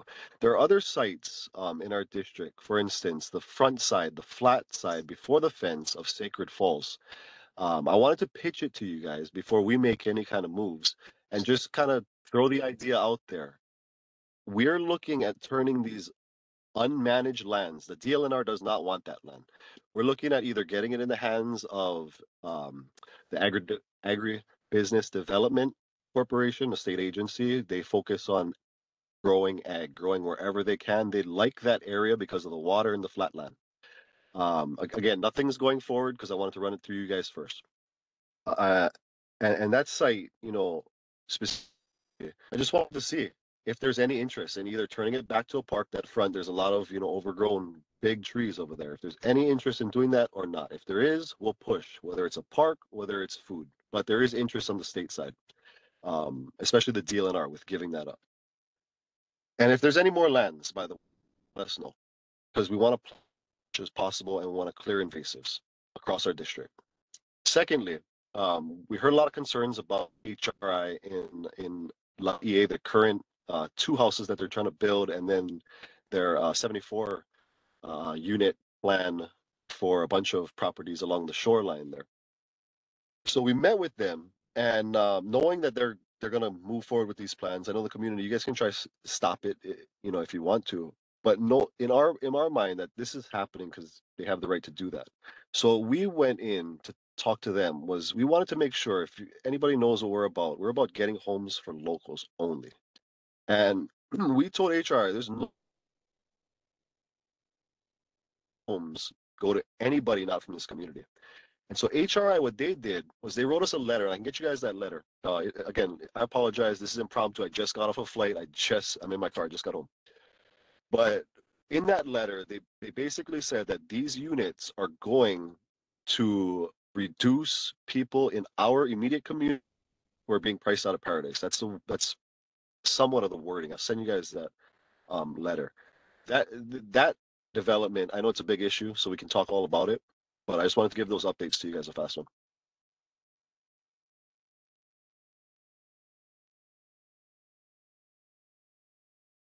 Hello? Can you guys hear me? Okay. Was that, Sorry, was that, oh, sorry, was that the end of your report? Yep. Okay, questions from? 2 updates and then Okay, thank you. Okay, board member. Brendan, this is Auntie Kella. So you got a letter from HRI we did. pertaining to the housing that they're trying to build? Is that what you're saying? Yeah. And so you got a letter, but the community didn't get a letter. We just met with them and then they just got us a letter. So Elizabeth was supposed to give that to you guys tonight. I don't have it on me. Thank you. But we'll get it to you by tomorrow morning if need be. And Brenton, this is Dottie, are you supporting that development? We're not By supporting, we're not HRI? opposing it. It comes, so we're not supporting, we're not opposing. What it is, we think that they're going to develop. I don't believe that it's a bad idea because when, I don't like development, just to make that clear. I'm against developing in the country. But they could put up these homes and sell them like Turtle Bay. For instance, Turtle Bay, we're out of luck with Turtle Bay. We met with these the two developers, the husband and wife who bought that, not the wing, but that property, oceanfront, and they plan to build a bunch of luxury units, sell them $5 million and above. We're totally against that. We had that conversation with them, told them this is wrong, told them the community's not going to like this, but they're going forward with it. Nothing we can do. So when we go to HRI, we understand that HRI could do the same thing.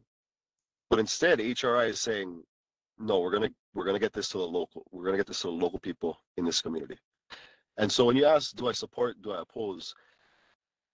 In this case, I'm not touting it like, yeah, let's develop. But developing, we think will happen. And if HRI is willing to sell those homes, or not sell, rent those homes to local families, we will support that.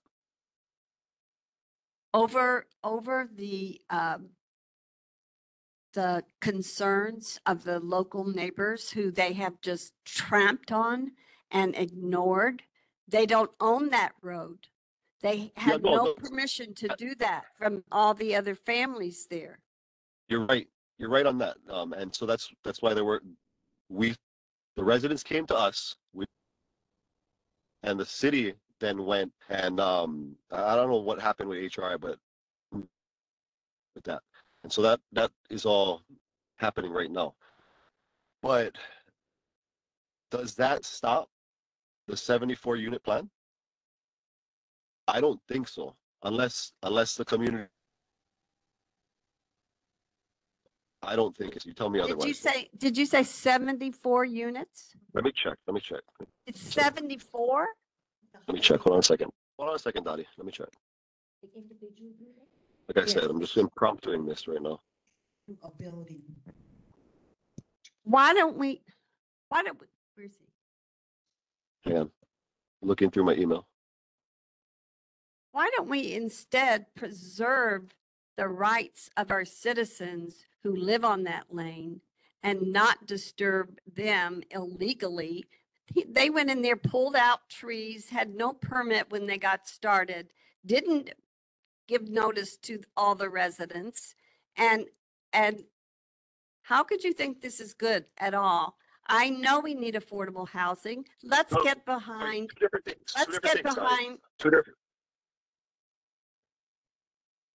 Go ahead with let's get behind. Okay, are there two different developments that I don't know about? Yes. Two different areas. So, okay. Well, there are a number of different areas, but there are two different projects. One is that 74 unit project. That's not coming right now. That's on the way. The one that's right now disturbing the lane, that's to build two houses at the end of the lane on the inside of the land, not the coastline. That was part of the project. It's in the write-up. I even got the letter where they stated it is part of the project. You sent us that letter. That's not what we were told. We were told that lane is specific to the project happening right now with those two houses at the end of that road. We got a letter from them where that is part of the project, but maybe they're making it piecemeal now so that they can get approval to widen the lane, because that's part of it. But we have a letter from them stating they added that lot as part of the project. But only for two homes?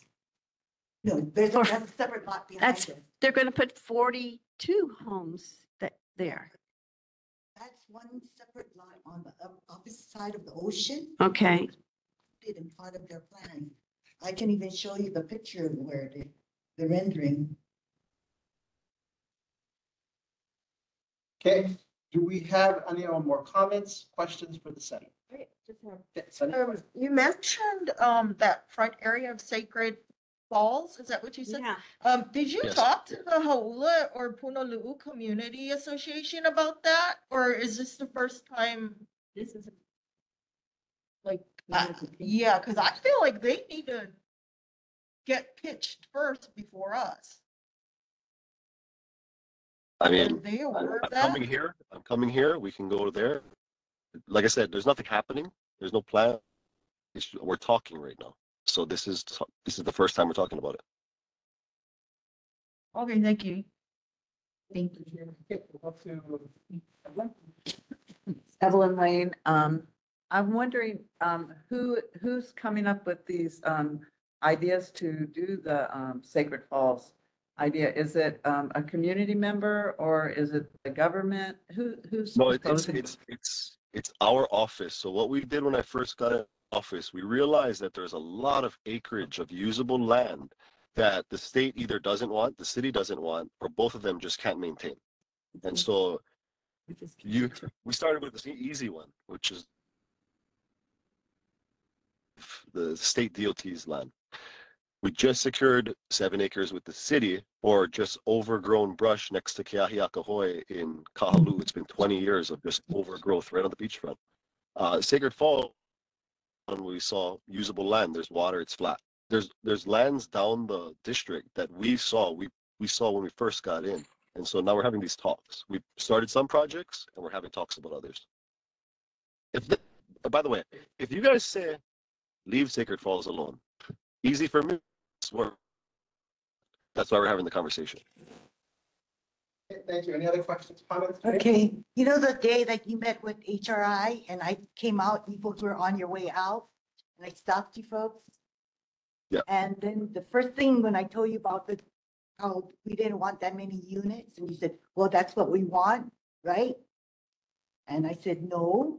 And then I was telling you about how they were going about doing things illegally, but nobody believed me. I called DPP and they even told me that there was no permit and they're still doing the grading and everything. In fact, the day that you came before then, they were moving all the heavy equipment out and they hid one in the bushes.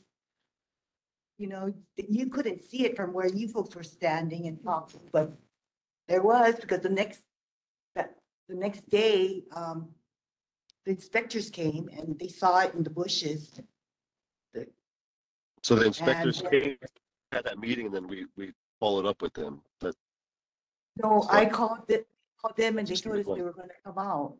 And then DLNR came too, because the other girl that owned part of the lane too, she said they were knocking down the ironwood trees, which had shearwaters that was nesting in them.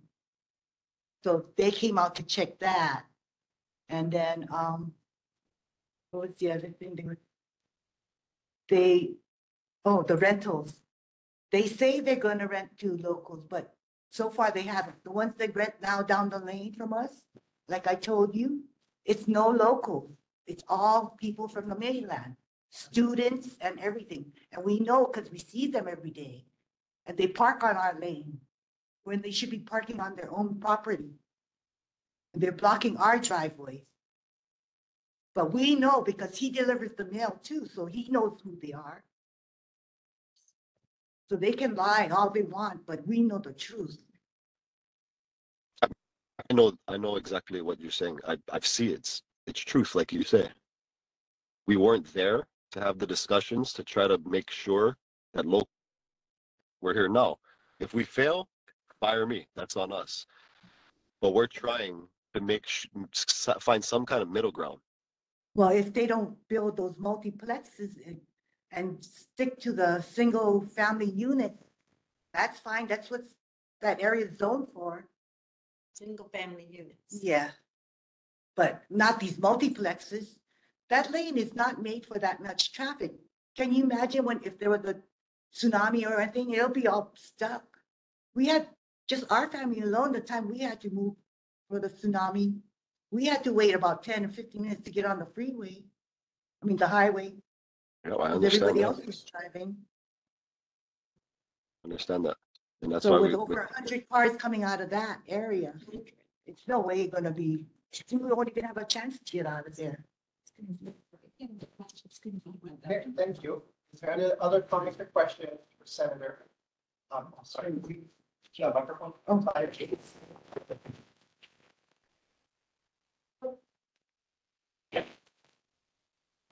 Hi, my name is Jenny Alatasi. I'm a Hahula resident. I want to know why DLNR has 2 employees whose dogs were off leash and deliberately killed the newborn seal.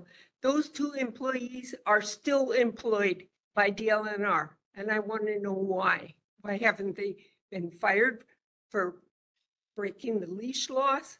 And knowingly, they knew that newborn pup was there. So can I find out why DLNR hasn't done anything to them? we can, your email, or what's the Yes. appropriate way to do this? Can you give me your email on this? So I can follow up with you? I can write it down right now. Senator, we have your email, so we'll get back to her. Okay, thank you. Other questions, Senator Kabal? Board members, public? Okay, we do have a hand up. Saskia. Hi, thank you, Brenton. I just wanted to comment, like, HRI even put out in their statement that these homes will go for market price. And we know market price is not affordable housing. So for them to act like they're doing a good for the community is a little bit deceiving. And I think they know that. I think they will take the most money as they can, as they do. I also, I guess these are not necessarily like questions, but comments. You say that they can. I feel very much that I would like to see the rules and regulations of land ordinances that you can just put 75 units on such a small area right there on the beach when we already have such problems with our wastewater systems. And to have all these people all like, again, beholden to HRI for their monthly rent, or we already have LAIA people beholden to HRI for their sewer and water. The state needs to step up and provide things for the community so HRI is not taking over a LAIA. I hear you. Just one thing to clear, those 74 units aren't, not that it makes a difference, aren't on that one lane. There are multiple properties along the coast over there from by the McDonald's to that lane. Do you know the So acreage on that? on all of them combined or just the one? I don't know. Like, I how can many get acres are we that. trying to put 74 homes on? They have a number of empty lots. I don't know the acreage off the top of my head. I can look it up if you need to be. But you know those empty lots right across McDonald's on the beach side on the way? Yeah, some of the small, beautiful pieces of land that's still open. Yeah. Yeah. So sorry, man. Like just went off. So it would be on, yeah, those, not just on the one. We understand, bring this to us. We are in their time crunch, so if you'd like to come back, take some time for you to come and present. And follow up with all the questions that have been asked, that'll be great. We don't want to belabor going back and forth on it, but as you can tell, we have concerns.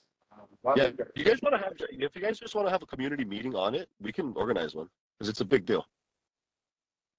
Okay. Any other questions? Casey Connerton is up. Casey, please proceed with your question. Thank you, Breton, for looking into everything. Quickly, I didn't know you're not as old as I am, which is good for you. But HRI for several decades has been allowed to build affordable housing behind UH or the community and has not. We just want you to make sure that you understand that. It has not done that. And also, I understand the past. I understand the.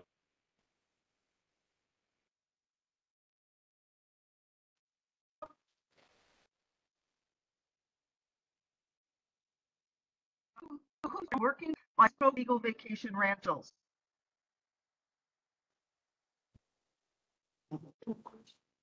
She's drinking.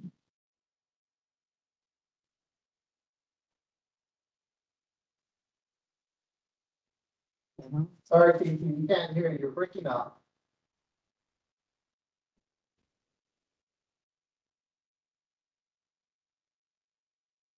Casey, are you there? When you broke up, we couldn't get any of your comments.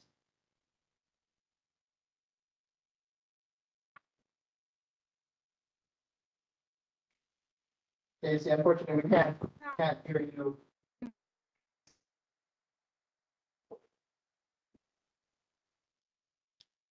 Casey, would you mind writing your comments in, your question in the chat? Unfortunately, we can't hear you.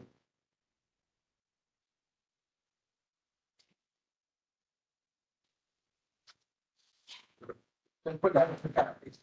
Thank you.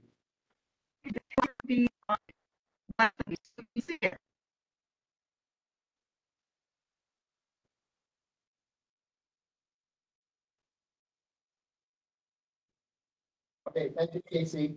Please put it in the chat. You're breaking up really bad. Not sure what happened. Put your comments in the chat and we can have that sent over to Senator Watt. Any other questions from members of the public online? Senator Watt. Okay, thank you very much. Oh, Irene Ledger, hands up, please, Irene, your question. And then I don't have a question. Okay, I don't have a question for Brenton, but I just wanted to say that I know that I'm probably not in the majority here, but I am for affordable rentals and I am for affordable housing.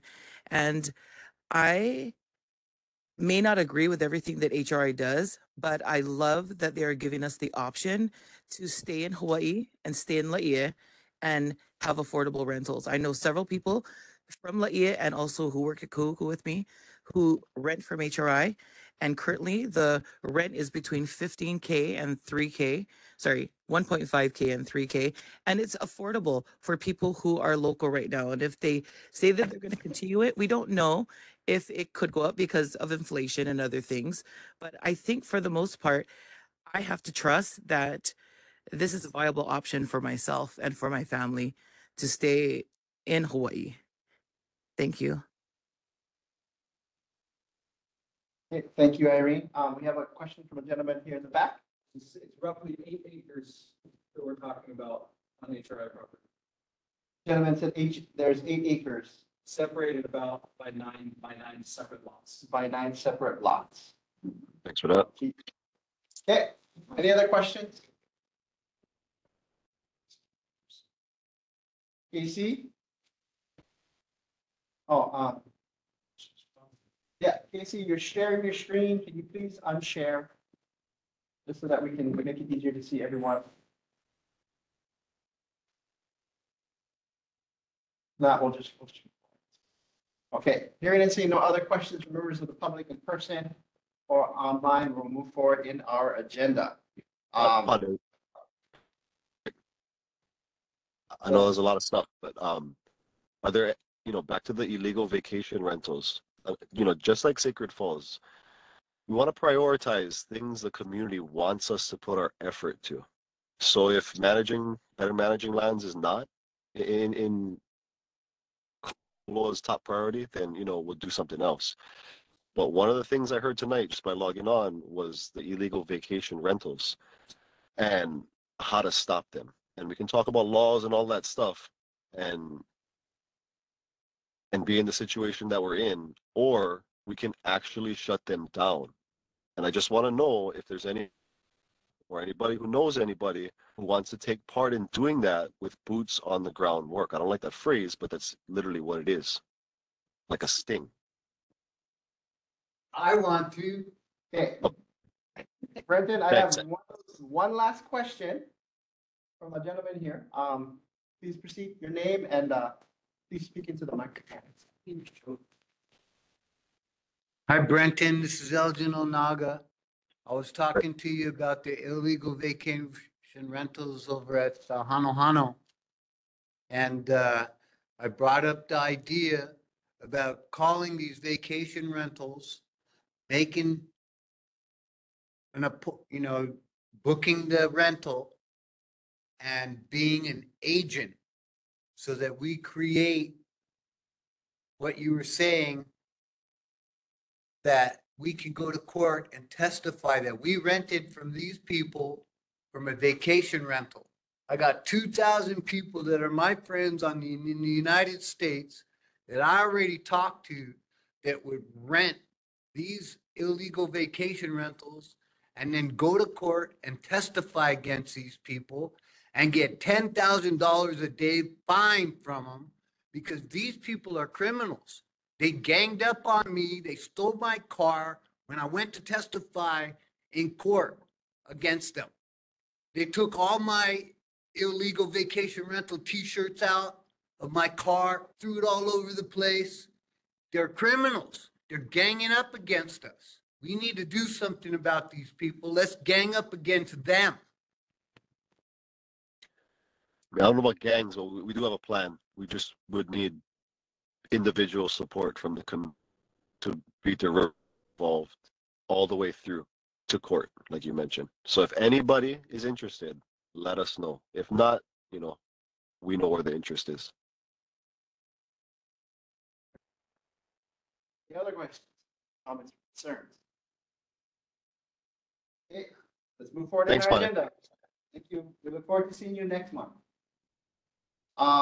Moving forward, we are on to committee reports. Board members, do you have any reports from your various committees? I'd like to make one report. I just want to say, and Hau'ula Community Association, we've had 3 meetings on rhinoceros beetles. And I just want to alert the community to this tragedy that we're in the middle of here.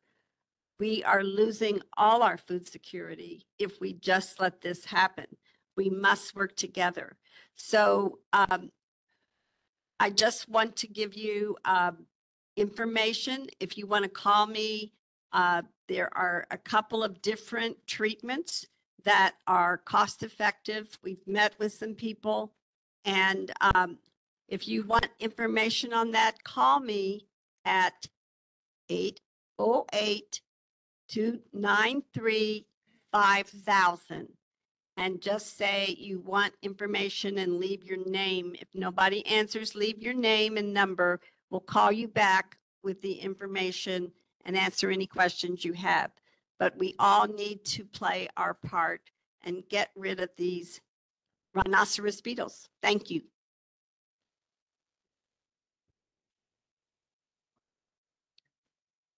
Over. So I just recently spoke with Laura Thielen from the Department of Parks and Rec. They are still having conversations and meetings about the recreation center and pool at Kahuku District Park. So she relayed to me that they will be having a community meeting to further discuss plans and things like that and receive community input. So hopefully that happens sometime soon, but we will send out the announcement when we get notification from them.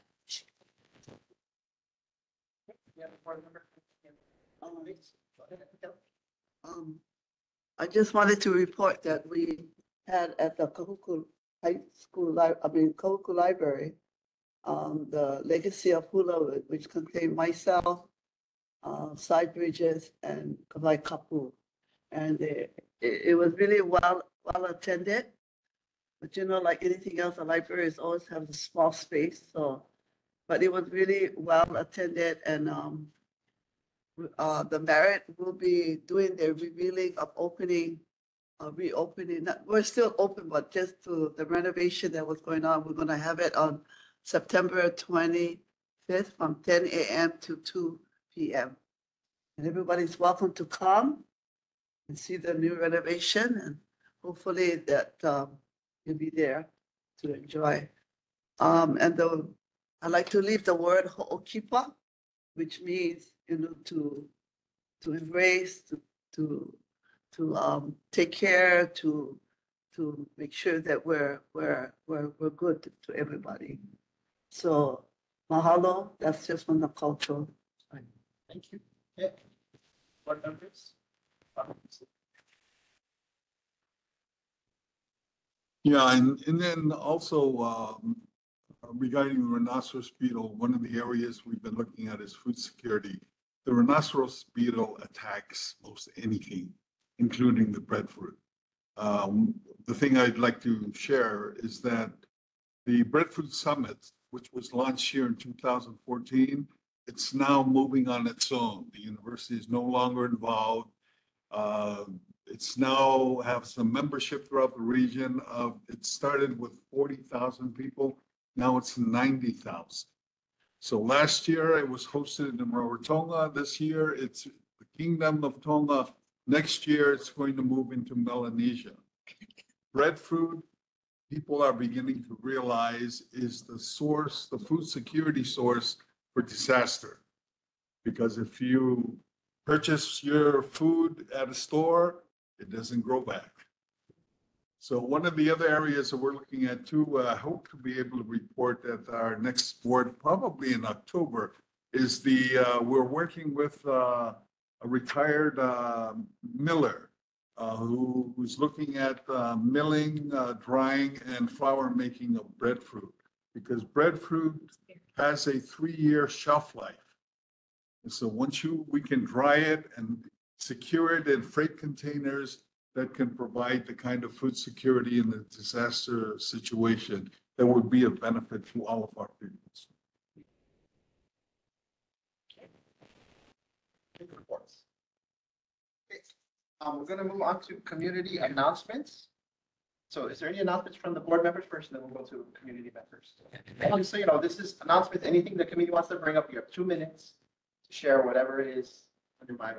So we'll go with the board members first, starting with Sunny. We'll come. Yeah, I just wanted to make a quick announcement. KCA did make an announcement of a community meeting with Turtle Bay developer Arete on August 9th, which is tomorrow. But I wanted to let the community know that meeting is no longer happening. And the reason for this is because KCA and Arete could not come to an agreement on the format of this meeting. KCA did request that the community have open mic time with moderators to provide opportunities for our residents to ask questions or provide any feedback, but we couldn't come to an agreement. So Arete has decided to hold their own open house on August 29th. So yes, I encourage you to attend and provide your feedback. So our meeting was going to be at KBA. They are going to have their open house at KBA and not at Turtle Bay at 6 p.m. is what my understanding is. I believe that announcement just came home. So. Board members? Sunny, then Rear. Oh. Saturday, September 14th, 10 to 4, Kualoa Ranch, Kumuhula Mary Kupau's 25th annual Epili Mai. It's a free community event, hula, music, ono grinds, craft and info booth, Saturday, September 14th, Kualoa, 10 to 4. I have one more thing on it, I forgot, sorry. Okay. This is Dottie, and I just wanted to remind people that the ballot box at the Hau'ula Community Center is still open, but they are closing it Saturday evening. So if you haven't put your ballot in yet, please do so. It's going to be locked Saturday evening at 7 o'clock. So please vote. And the second thing is everyone in Olauloa, the whole state, needs to know that the broadband challenge starts next week. If you're not happy with your Wi-Fi services that you're getting currently, we can help you. Just please call us. Hui o Hau'ula is the only community anchor institution on the whole North Shore that can submit these challenges. All we need is to prove 6 challenges to get our Wi-Fi fixed out here. And we all know how much we need this. So if you have poor Wi-Fi, please call me, 293-5000, and we will come out and we'll help put together your challenge for you. If you don't know how to measure your broadband, you just go on your phone and you put in Google internet speed test, or whatever server you want to use, internet speed test. It'll automatically come up and you'll see exactly what you're getting. And call us, let us know, and we'll help you get that challenge in, okay? This is our one opportunity. Can you do it? Yes. Yes, you do this in your home, right? Where else would you be? Oh, no, you are wanting to improve the Wi-Fi in your home, And we have incredible Wi-Fi here now because we have fiber from Hawaiian Tel. And it's amazing. But homes don't have that. I don't know any home that has this. And so you measure, just do that internet speed test on your phone. It's really simple. I'll show you after the meeting if you want. Okay, Just one more announcement. On September 1st, the Olauloa Hawaiian Civic Club will be celebrating the 100-year anniversary. We're the second oldest, so we are, it's going to be at Olauloa, and it's going to start at 3 o'clock in the afternoon. So, yeah, I just wanted to put that in, and we're going to have, lots of fun and lots of music and hula. Repeat the date. And inviting all the past presidents. September 1st. September 1st. And you were there when it started. No, I wish. Yeah. My grandfather lived there. It's going to be at the ranch. At the ranch. What is the location? Right there, right at the ranch, right up That on ranch? the first level. Okay. Three. No, there is an expense because it costs us money to sort of, it's $50 to. But I promise you, all the $50 will be so well worth it, because we do give a lot of scholarships to our children. Yes. Thank you. All right. Any other? Okay, now moving on to the community. Announcements, 2 minutes. Let's start over here. Okay. My name is Evelyn again. I live in the Kahuku Senior, Paole Hale, and on, August 28th, Wednesday, from 9 a.m. to noon, our community is having a meeting with, the mayor's executive branch of, his office, Anton Truckee and Lenny Pascal, and one other person, I'm sorry, can't remember the name right at the moment. They're coming from the elder affairs, they're coming from the housing, and they're coming from the community services, because our community has been going through a really difficult time. We're not getting our maintenance orders fulfilled. We've been having residents languishing in their units. We've had people who've died and been left in their units for 10 days at a time.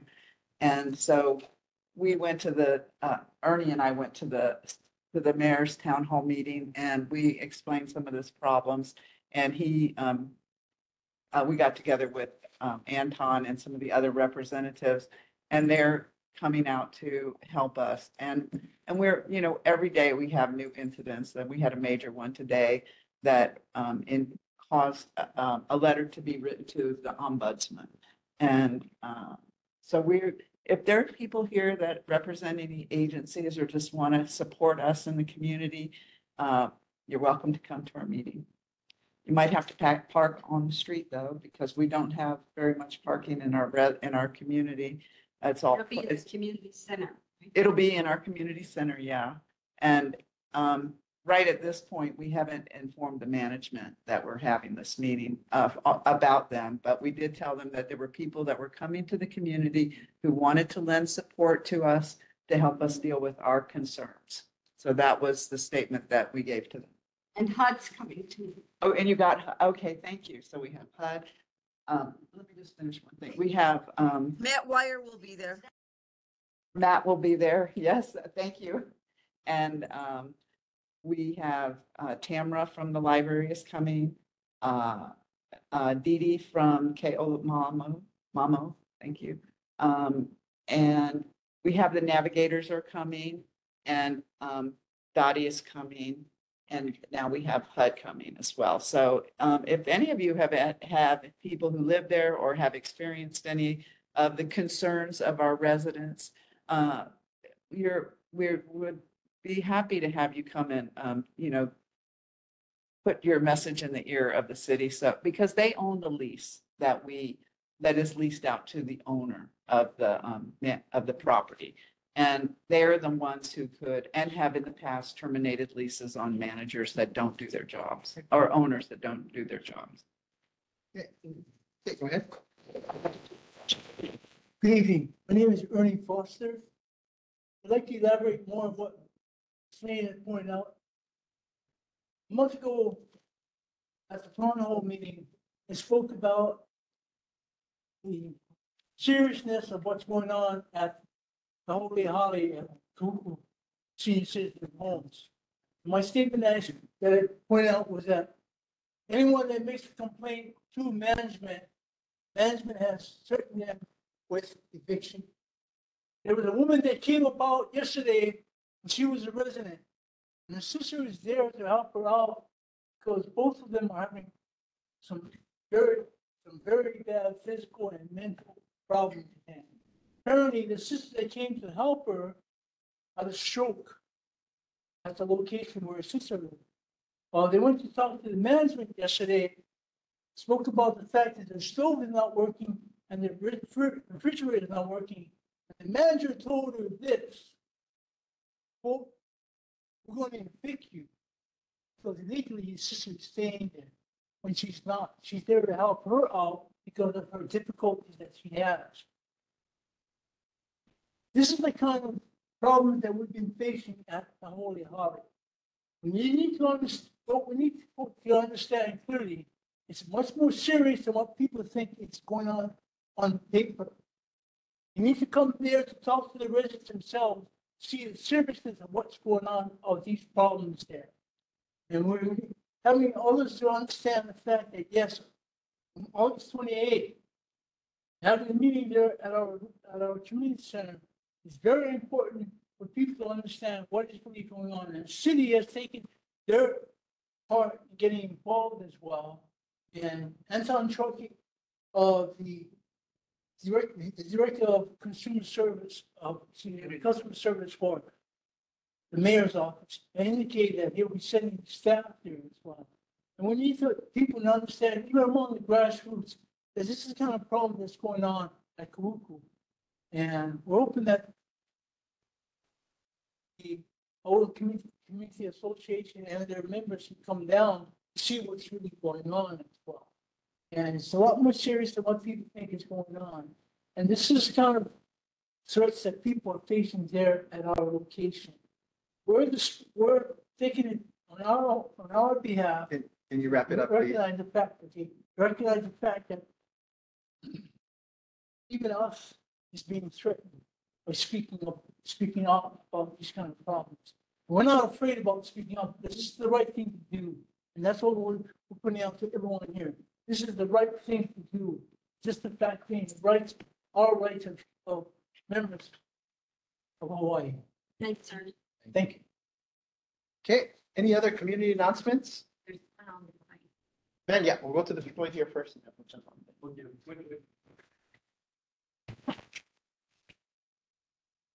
Aloha, Ben Schaefer. I just wanted to report two items. One is that the ballot count is about 5,901, kind of low, right? So a lot of people need to vote. And the second one was Civil Beat had their forum 2 weeks ago, August 24th. One of the questions that was asked was, will you be attending the neighborhood boards that you cover, for our senatorial district because I'm running for state senate? My two opponents said that no, they're not planning on covering the neighborhood boards because that wasn't in their interest. Thank you. Thank you. Any other announcements from the community? Yep. Gotta respond to that one. That was misinformation. It's Brenton. Okay, thank you. You can go back and watch that civil beat question and you'll see the real answer. And I'm sure you guys know that our staff usually comes to these meetings a lot. Thank you, candidates. So.